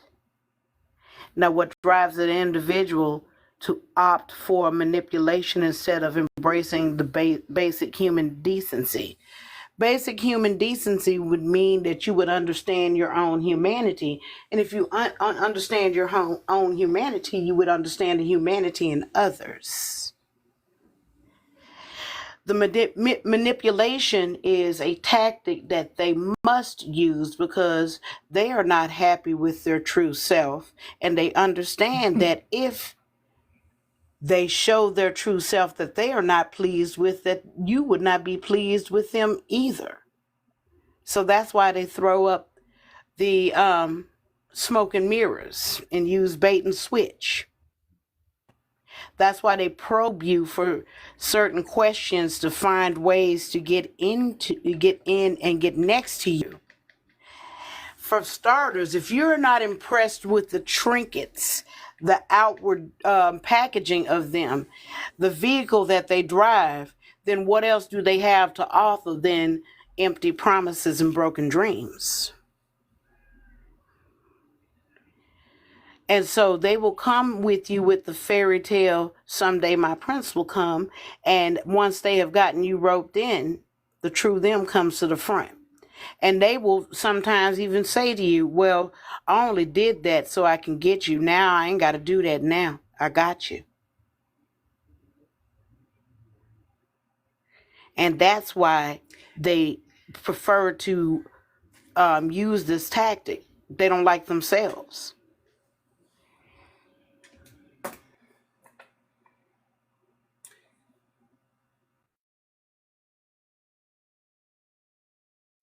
Thank you. I want to comment on the paying for our self-defense classes that Divine Isis just put in there. Now, I know you already know this, but the majority of men are not getting ready to teach us how to defend ourselves nor pay for someone else to teach us how to defend ourselves. We as women are going to have to start doing that for ourselves. There are women that can teach you how to use hand cannons. There are women that can teach you self-defense tactics. There are videos that can teach you martial arts, etc. I don't think it's going to be beneficial to even, and I know you probably said that as a, how come, just as a question, but for real, we know they're not finna do that. The majority of men, the only type of man that's going to do that is if it's a man that has done his inner work. And unfortunately, we know it's not a lot of them that have done that inner work. So they don't care to protect. Nowadays, the only protecting they trying to do is of the woman who's giving of her body to them. And most of the time, it ain't really protecting her because they still doing the dumb shit with her. Anyway, I heard you come off mute, so I'll pause so you can say your piece before I move on. Yeah, and I put that there just to put it out there for them. Like when they keep talking about provide and protect, part of providing and protecting is equipping your woman, your wife, with self-defenses classes or anything that would help protect her when he's not there. So if they were really about Yep. or was serious about protecting us or protecting that which they love, they would show her or help her to protect herself. That's why I said that. Yep. I agree. Um, they don't care to the majority of men do not truly care to provide or protect. That's a trope. That's a trope they've been using. And at this point, any women that has studied this or listened to these type of lives, we know better than to believe that bullshit. It just trips me out how they keep trying to say, well, who gonna protect you? If y'all would leave me the fuck alone, I wouldn't need protection from you. And see, that's why I stay out the way. That I part. Say it only deal again. with personally, I only deal with men at work, and that's it. Beyond that, when I am out doing what I need to do, I stay out the way. And it just have to I be try my best chosen. not to have to go to a store that has a lot of them around Yep. because I don't feel comfortable with a whole bunch of men standing around. That's not gonna be for me. And I do have a hand cannon. I fortunately never had to use it beyond target practice, and I must say I'm pretty good at it. But what were you about to say? No, What I I was was about to add to it was this. Again, why would the predator imbue the prey with the abilities to defend themselves from said predator? And then let's go ahead and take it a step deeper about the provide and protect. You're only going to protect what is going to serve you. And because you are serving him, that's when he's going to protect. But when you no longer serve, you're no longer protected. Ash said in the comments, they are the protection they provide is just protecting their resources. And as long as they look Uh-huh. at you as a resource, that's the only protection they're going to offer. The minute they no longer see you as their resource, meaning their resource, not a resource, that protection leaves. And that Uh-huh. protection does not include protecting you from them. Half of them don't even understand that protection also includes protecting my heart. Meaning, you're not going to come Right. at me sideways with no bullshit. You're not going to cheat on me and be disrespectful to me. They only think about physical protection. There's other forms of protection that's needed, dear. And that's so true. And another thing just to add is that they don't understand, like you said, understand that provide and protect is the fact that when they go out here and they jeopardize the so-called union, if they are spreading them fertilizer all over the place and bring it back to her womb, bringing it back inside of her and filling her up with all kind of STDs, that's not protection. So they it's only not see only provide and protect. What's that? divine, not only STDs, it's spirits, it's Yeah, that's all part kind of it. of You're right. ancestral trauma. You're putting it and putting it in your woman's womb. That's a really good part for those Yeah, for all of people that. that are really that are spiritually in tune and really vibrate at a certain rate. When they bring back those soul ties to you, it's like you can feel, that picture of all those different entities that when they go enter these different entities, they bring all those energies back to you, and they don't understand that. And that's why they have to keep you in a low vibration and sedate it so that They you don't go, feel those low vibration they entities go all on, over you and yeah, shit. they go out there, they interact, and then they bring the whole legion of demons and place it in your womb, and then say, Mm-hmm. "Merry Christmas, Happy New Year," and carry on with Yeah. life. Yeah. So So I'm going to true. jump into what I was going to share, and then we can have some conversation around that and then have closing thoughts. So my thoughts on this prompt is what drives individuals to opt for manipulation instead of embracing basic human decency. In comparison to what basic human decency would amount to, which would include being authentic to who you are and presenting yourself as that and allowing people who like who you are authentically to be attracted to you, and you pick from those that like who you are to deal with.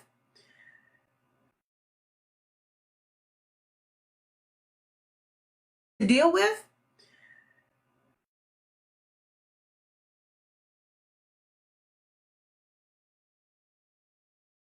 Presented yourself that way.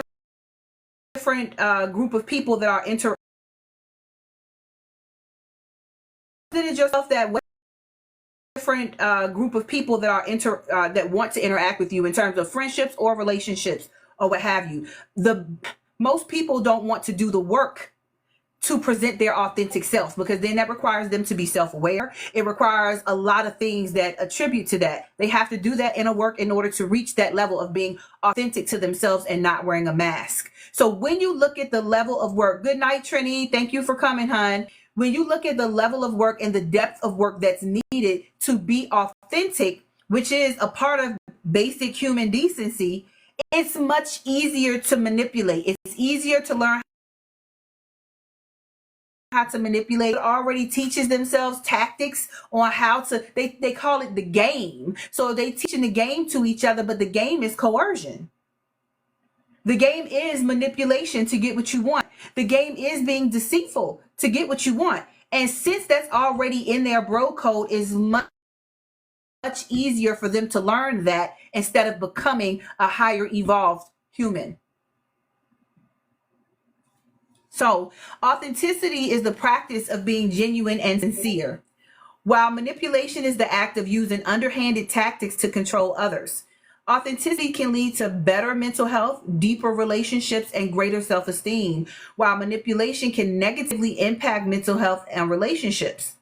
So when people choose, there are some differences between authenticity and manipulation. The main goal with authenticity is to be genuine and sincere, while manipulation's main goal is about using underhanded tactics to control other people. And manipulation is often done in a way that conceals the manipulator's intention. Manipulators may prey on insecurities to make you feel bad about yourself. So most people who have the intention to manipulate are not going to, boost yourself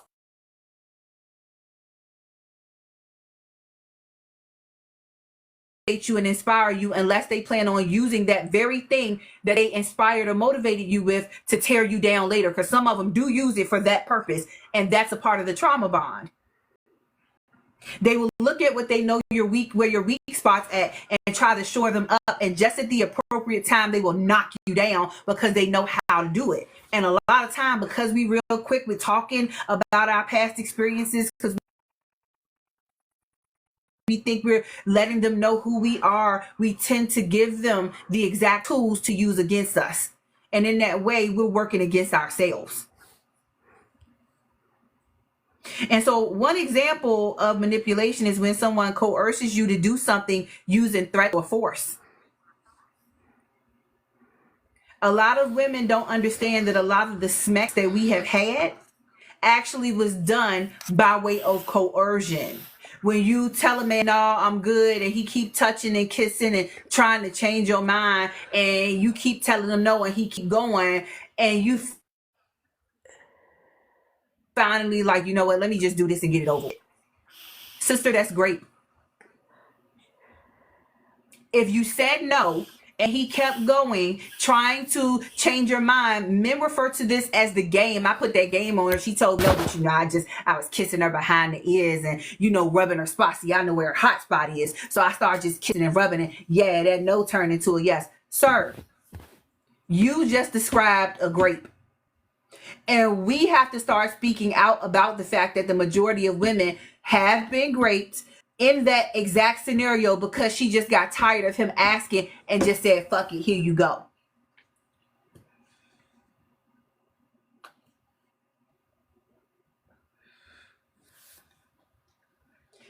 That's great. It is what it is. We have to start standing our ground with it, and or being vocal. I would say and, not or. And being vocal about the fact that this is happening to us more often than not. And when men in your family or people that consider themselves your friend, if you do talk to men, having that conversations with them to let them know that that game they think be hidden, that they be talking to their boys about, actually is coercion and rape. So a few more things I'm going to read. When you don't honor your truth in your relationships, you're actually manipulating people into loving or liking a false version of you. It takes heaps loads of courage to show up fully, to express all of you, to share your gifts, to own your worth. It takes loads of courage to show up in that way. Why allow somebody to take that from you if you've done the work of becoming your best version of yourself just to seek their approval or their validation? I am definitely a proponent of women really delving themselves, a proponent of women really delving themselves. And once you center yourself, yes, decenter men, center yourself. And once you do your work on yourself, your self-mastery, your inner work, then you recenter women. And you learn how to identify a healthy woman. You learn how to get healthy relationships with women because you created and cultivated a healthy relationship with yourself. Once you create and cultivate that healthy relationship with yourself, you are better able to identify people who are respectful and who can earn the right to be in your life and in your circle. And I said earn the right because everybody doesn't deserve access to you. Everybody that wants access to you does not deserve it. Everybody that says they're a coach or a spiritual teacher or a healer is not. It is up to you to use your discernment and to do your inner work so that you can identify who is for you and who is not. Let's say Ashley Rose was going around saying, Mahogany, she the truth. She nothing but the truth. And she go and tell Bella, you should listen to her. She ain't nothing but the truth. Bella may be interested, but when Bella come listen to Mahogany Muse, she should still use her own discernment to see if Mahogany Muse is for her. And I'm using myself as an example because while I ain't gonna do no shady shit to nobody, I still use myself as an example because that same thing still applies to me.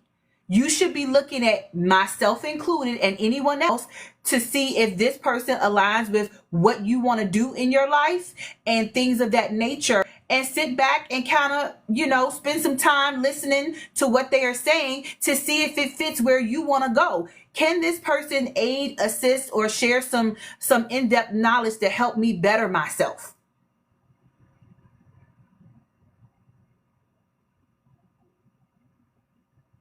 You will know you good by your fruit. That's a comment that Live, Love, Fashion just put in there. And yes, Bella, you have to walk the walk. You cannot just be talking about something. You see, now you done pull something else out of me, I gotta say. You cannot just be talking about it and not actually walking the walk. The old adage that I'm gonna take the message and not the messenger is complete bullshit. I hate that shit. I'm not gonna sit here and co-sign that shit. This is the reason that women are still in the situation we're in now. I'm gonna take the message and not the man, the messenger, but not the message, but not the messenger. If the person isn't actually showing you that they are doing the things they're talking about, then they are not for you. It is not enough to know what to do, but still not be doing that shit. That means you haven't mastered yourself. You are not self-aware. You have not self-actualized. You are not self-aware. You have not self-actualized. You have not done your anybody else. Now, I am not saying that everybody has to be what someone else would perceive as perfect, because in my opinion, somebody else's idea of perfection is always going to be It's always going to be based on their perspective. So you are never going to be what somebody else identifies as perfect, nor should you try to achieve it. What you should be doing is trying to get familiar with who you are, ripping that mask off of what society, your religion, your parents, your school, your friends think and told you should be, and really getting to know who you are. And once you fully know who you are and you become self-aware and authentic, then you start setting goals for yourself. You start looking at your emotional intelligence. You start looking at your personal accountability and responsibility and checking yourself. Do I do what I say, or am I just talking it? And most importantly, when somebody else does something that triggers you, that gets on your nerves, turn the mirror to yourself and say, why does this thing that I'm seeing this person do, or this thing that I'm hearing this person say, why is it making me feel a certain way? What's my problem with this? And if after you examine yourself, you say, you know what? Hey, I might have some work to do. Or you sit back and say, oh, this bothers me because I know people like this. I've seen this before. I know the impacts. But make sure you take the log out your eye before you call out somebody else's.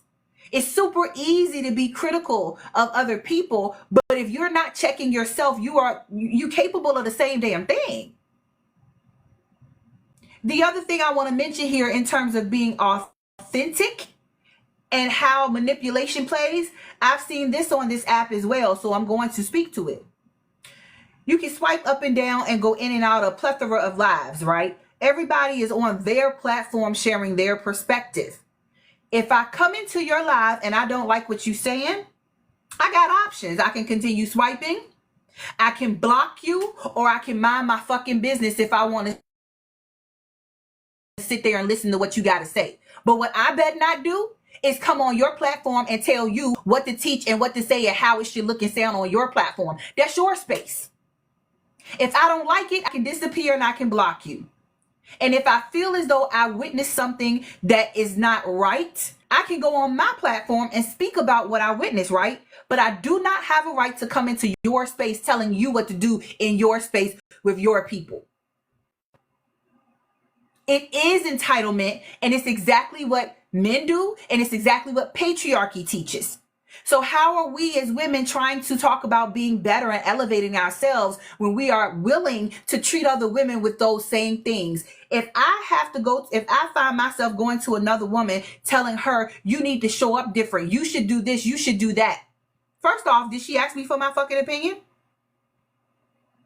Did she come to me and set up a consultation? Did she ask me what I thought of what she was doing? So now I'm casting pearls to swine.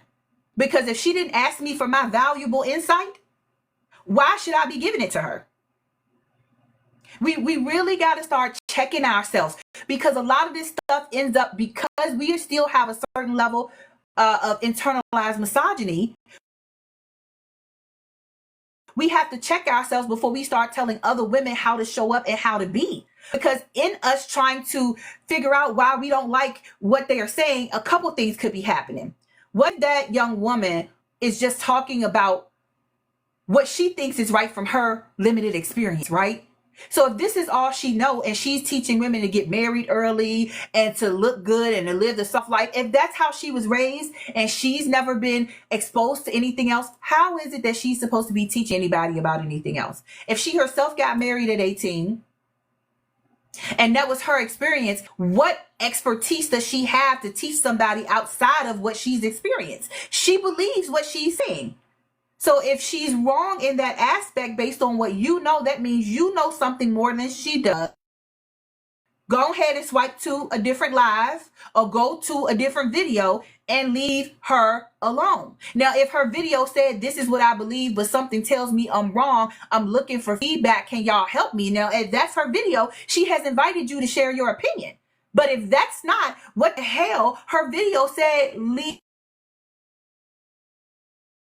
her be. Now, of course,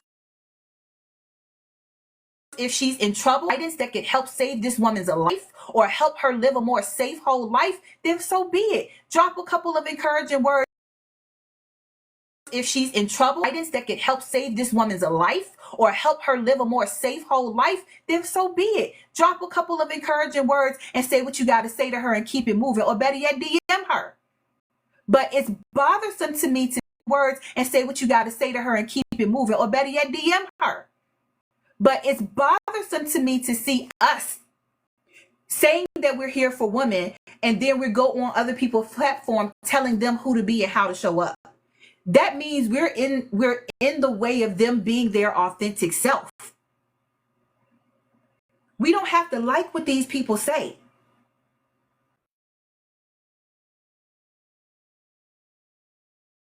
But if we truly are here for women, isn't it beneficial for us to at least respect her perspective, even if we don't like it?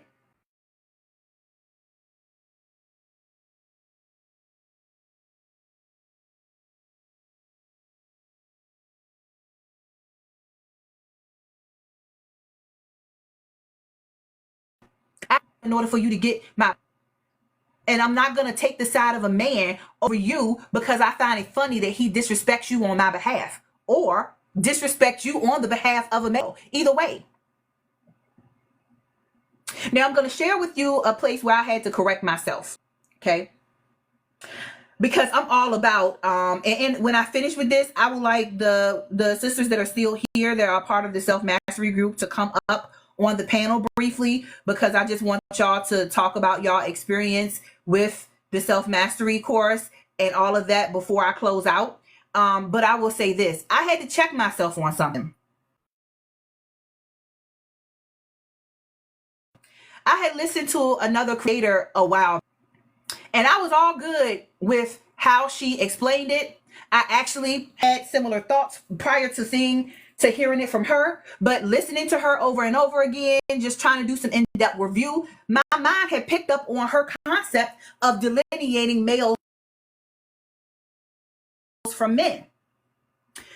But then I had to realize that listening to men refer to women as females, and their explanation as to why a woman is a woman versus a female, and what their interpretation of that was, I had to hold a mirror up to myself and go, so are you not doing the same thing when you use male and man? Regardless of whether the actual fact of this is how a boy acts and this is how a man acts, we know that to be true, right? And we know that some men do still act like boys, aka males that have chosen not to evolve. However,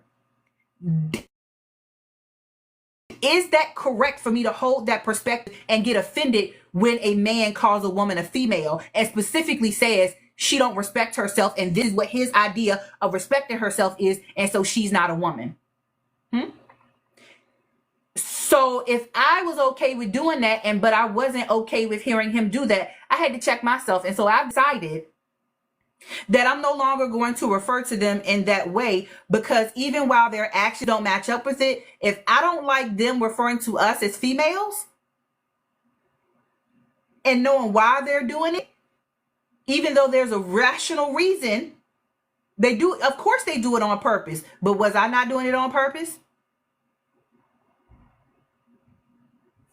Was I not doing it on purpose?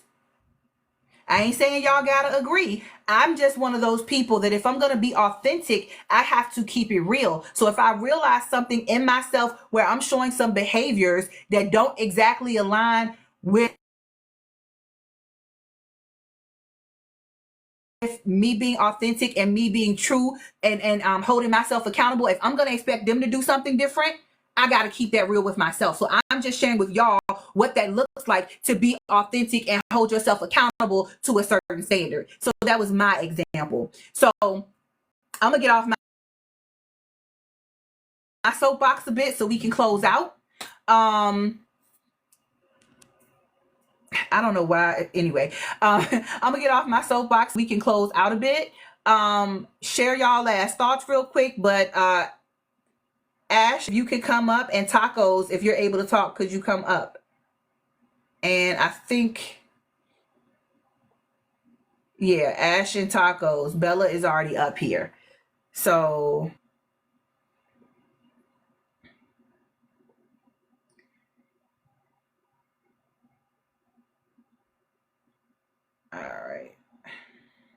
I just wanted to say, yeah, I agree with the fact of when we go in other people's lives and when we're listening to them, to have for that's why when I do see that bully force energy come in the room and women or men be disrespectful, um, I I don't like it. And I learned to, with me, I always hold that mirror up with me. And I tend to, just say, let me be patient with a person that has their own platform in building and growing. Like you said, we don't know what level they're on. So it's good to show respect that they are out here, for whatever reasons. We can't judge them on that. So I always tend to, because I see it happen. I had to check a lady one time when she was disrespecting a person. She was actually advertising, and and I noticed that you have those that do enter people's platforms and then try to teach on other people's platforms, Something happened with advertising. you went out for about 6, 7 seconds. So can you back up? Because I really want to hear what you were saying. Yes, I said I experienced that. I had to check a lady. You back up because I really want to hear what you were saying. Yes, I said I experienced that. I had to check a lady because another woman's live, and she began to teach.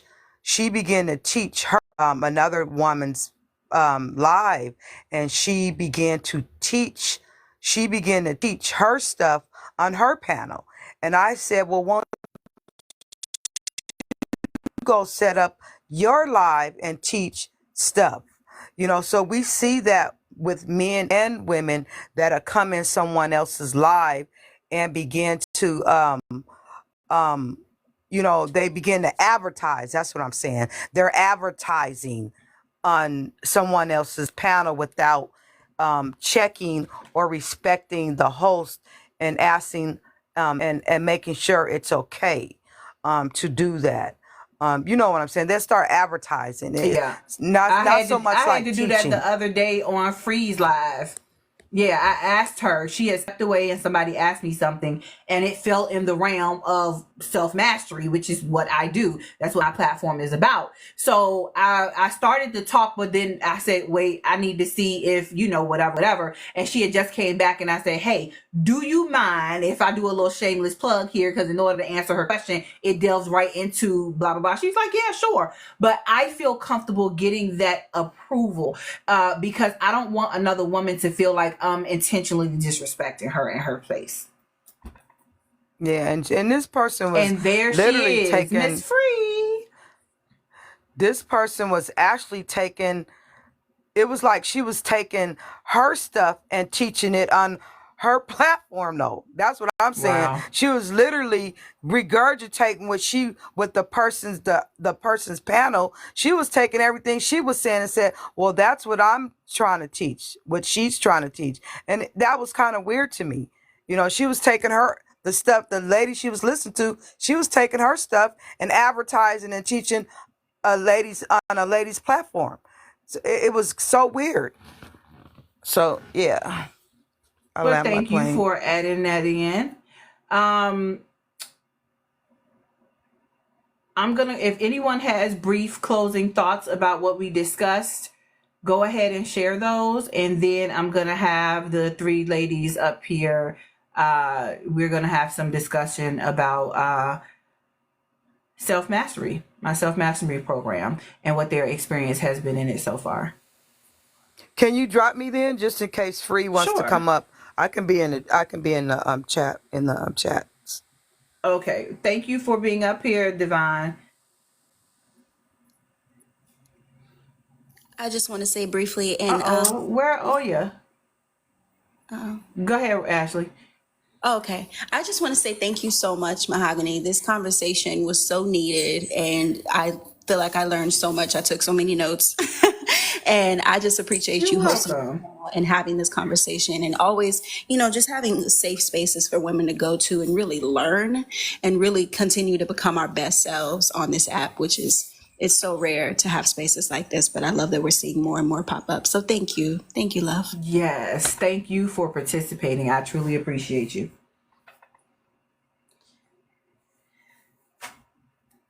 All right. Live, love, fashion. Did you have any closing words or statements? No, I just want to say thank you for having me on the panel tonight. It was a really interesting conversation. I really appreciate it. To everybody else that contributed, I really like your points on the topic. So I'm just here listening for what everybody else has to say. So because All I'm on right. work, so yeah. All right. Well, I'm going to drop you and Ashley if y'all didn't have anything else to say. And we're going to go into um, now if y'all just went down, if y'all end up having questions later or something, you can put it in the comments, or if you need to come back up, cool. All right. So Bella, Ash, and tacos. So these three ladies are some of the ladies that are in my self-mastery program. And we have been doing what we do since about May. Am I correct? Yeah, May. May was when we first started Yes, out. yes, ma'am. So I'm not going to speak on anything. I'm going to let y'all share what y'all experience was like, so far, getting into it, whether there was some apprehension at first or no, how, just speak on what your experience has been and what you've gotten from everything so far. All right. For me, when you first reached out to me, of course I was like, who this? Who this? Who this? What they want? And I went ahead and responded. And when you spoke of the self mastery, you had stated that you peeped me because that's what I had been speaking in other spaces. Mm-hmm. And I had pretty much had already started my walk on understanding myself, being able to step in all facets of me and know when, where, and why to use certain aspects of myself. This walk in the self mastery journey has confirmed a lot of things, and as well as opening new vistas for me as I become an older woman. We're never too old to learn anything is one of the main things that I'm getting confirmation on. And secondly, as we continue to learn, the better refined we become. And that's what it's doing for me. All right. Thank you for sharing. Ash? Hi. So, when you first reached out to me, I don't think I was apprehensive because I I look forward to making connections with other women. So, when you first invited me and everything, I was excited. I've been enjoying it. We learned so much stuff already, and just everything that you've done, with the personality, and all the different profiles of the personalities and all that good stuff that you put together. I love it. I love it. Oh my God. And the books we've gotten to read and just the time we got to spend together, it's nice. It's really nice to have a community with other women, and you get that. Yeah, I love it. Oh my God, it's beautiful.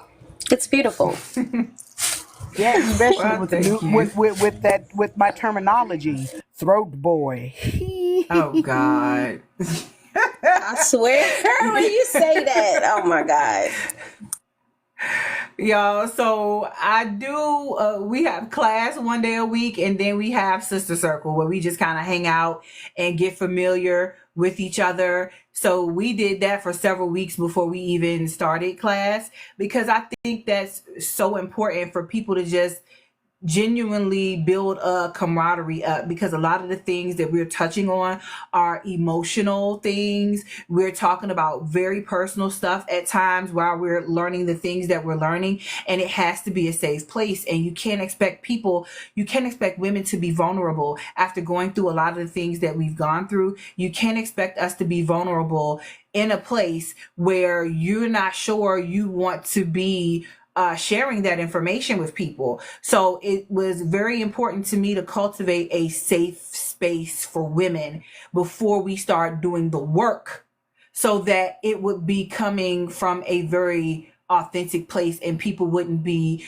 putting on a mask while trying to do the work, So that was very important to me. So I'm going to go ahead and let Tacos share with us what her experience was and is, and all of that, and maybe how she met me, because that's an interesting story. But you share So, whatever you want to share, love. okay, so, and I was trying to figure out, how do I do all of that in a minute or less? I didn't say you had to do a minute or less. I That's up would, to because you.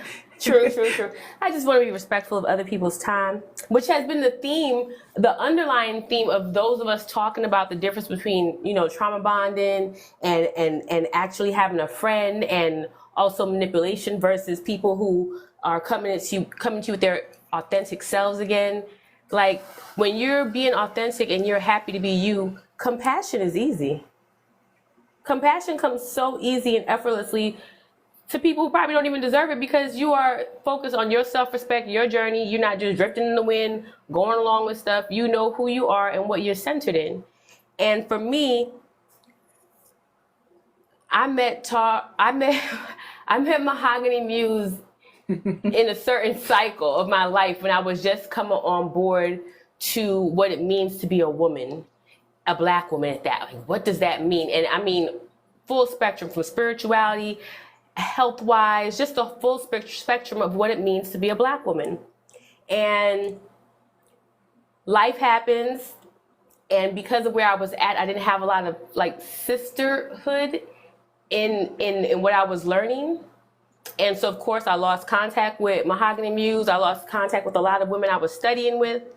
And for me, who loves astrology, human design, meaning the way I was raised, I was not centered in myself. And that was something I had to learn how to do. And anything that was self-centered, meaning when you do your birth chart, that's self-centered. Any reading you do, it's centered on you. So I delved wholeheartedly into spirituality. And again, because I know about astrology, I know life goes in cycles. So as I'm in the end of my, excuse my French, F around and find out season, meaning people spinning the block on me, I'm just like, what's going on? I get I guess you could say, a life masterclass and some stuff, and I handle it. And for me, reconnecting with Mahogany Muse was like a gift to figuring out that situation. So what do you mean by reconnecting? So I was finding myself in spaces with people who were manipulative teachers. I was finding myself confiding into men and women who had no best interest in themselves, let alone me. And I made a decision to speak up for myself, to advocate for myself, no matter how embarrassing it would be, no matter how painful. And in the course of doing that, I was able to let go of nonsensical teachers, people masquerading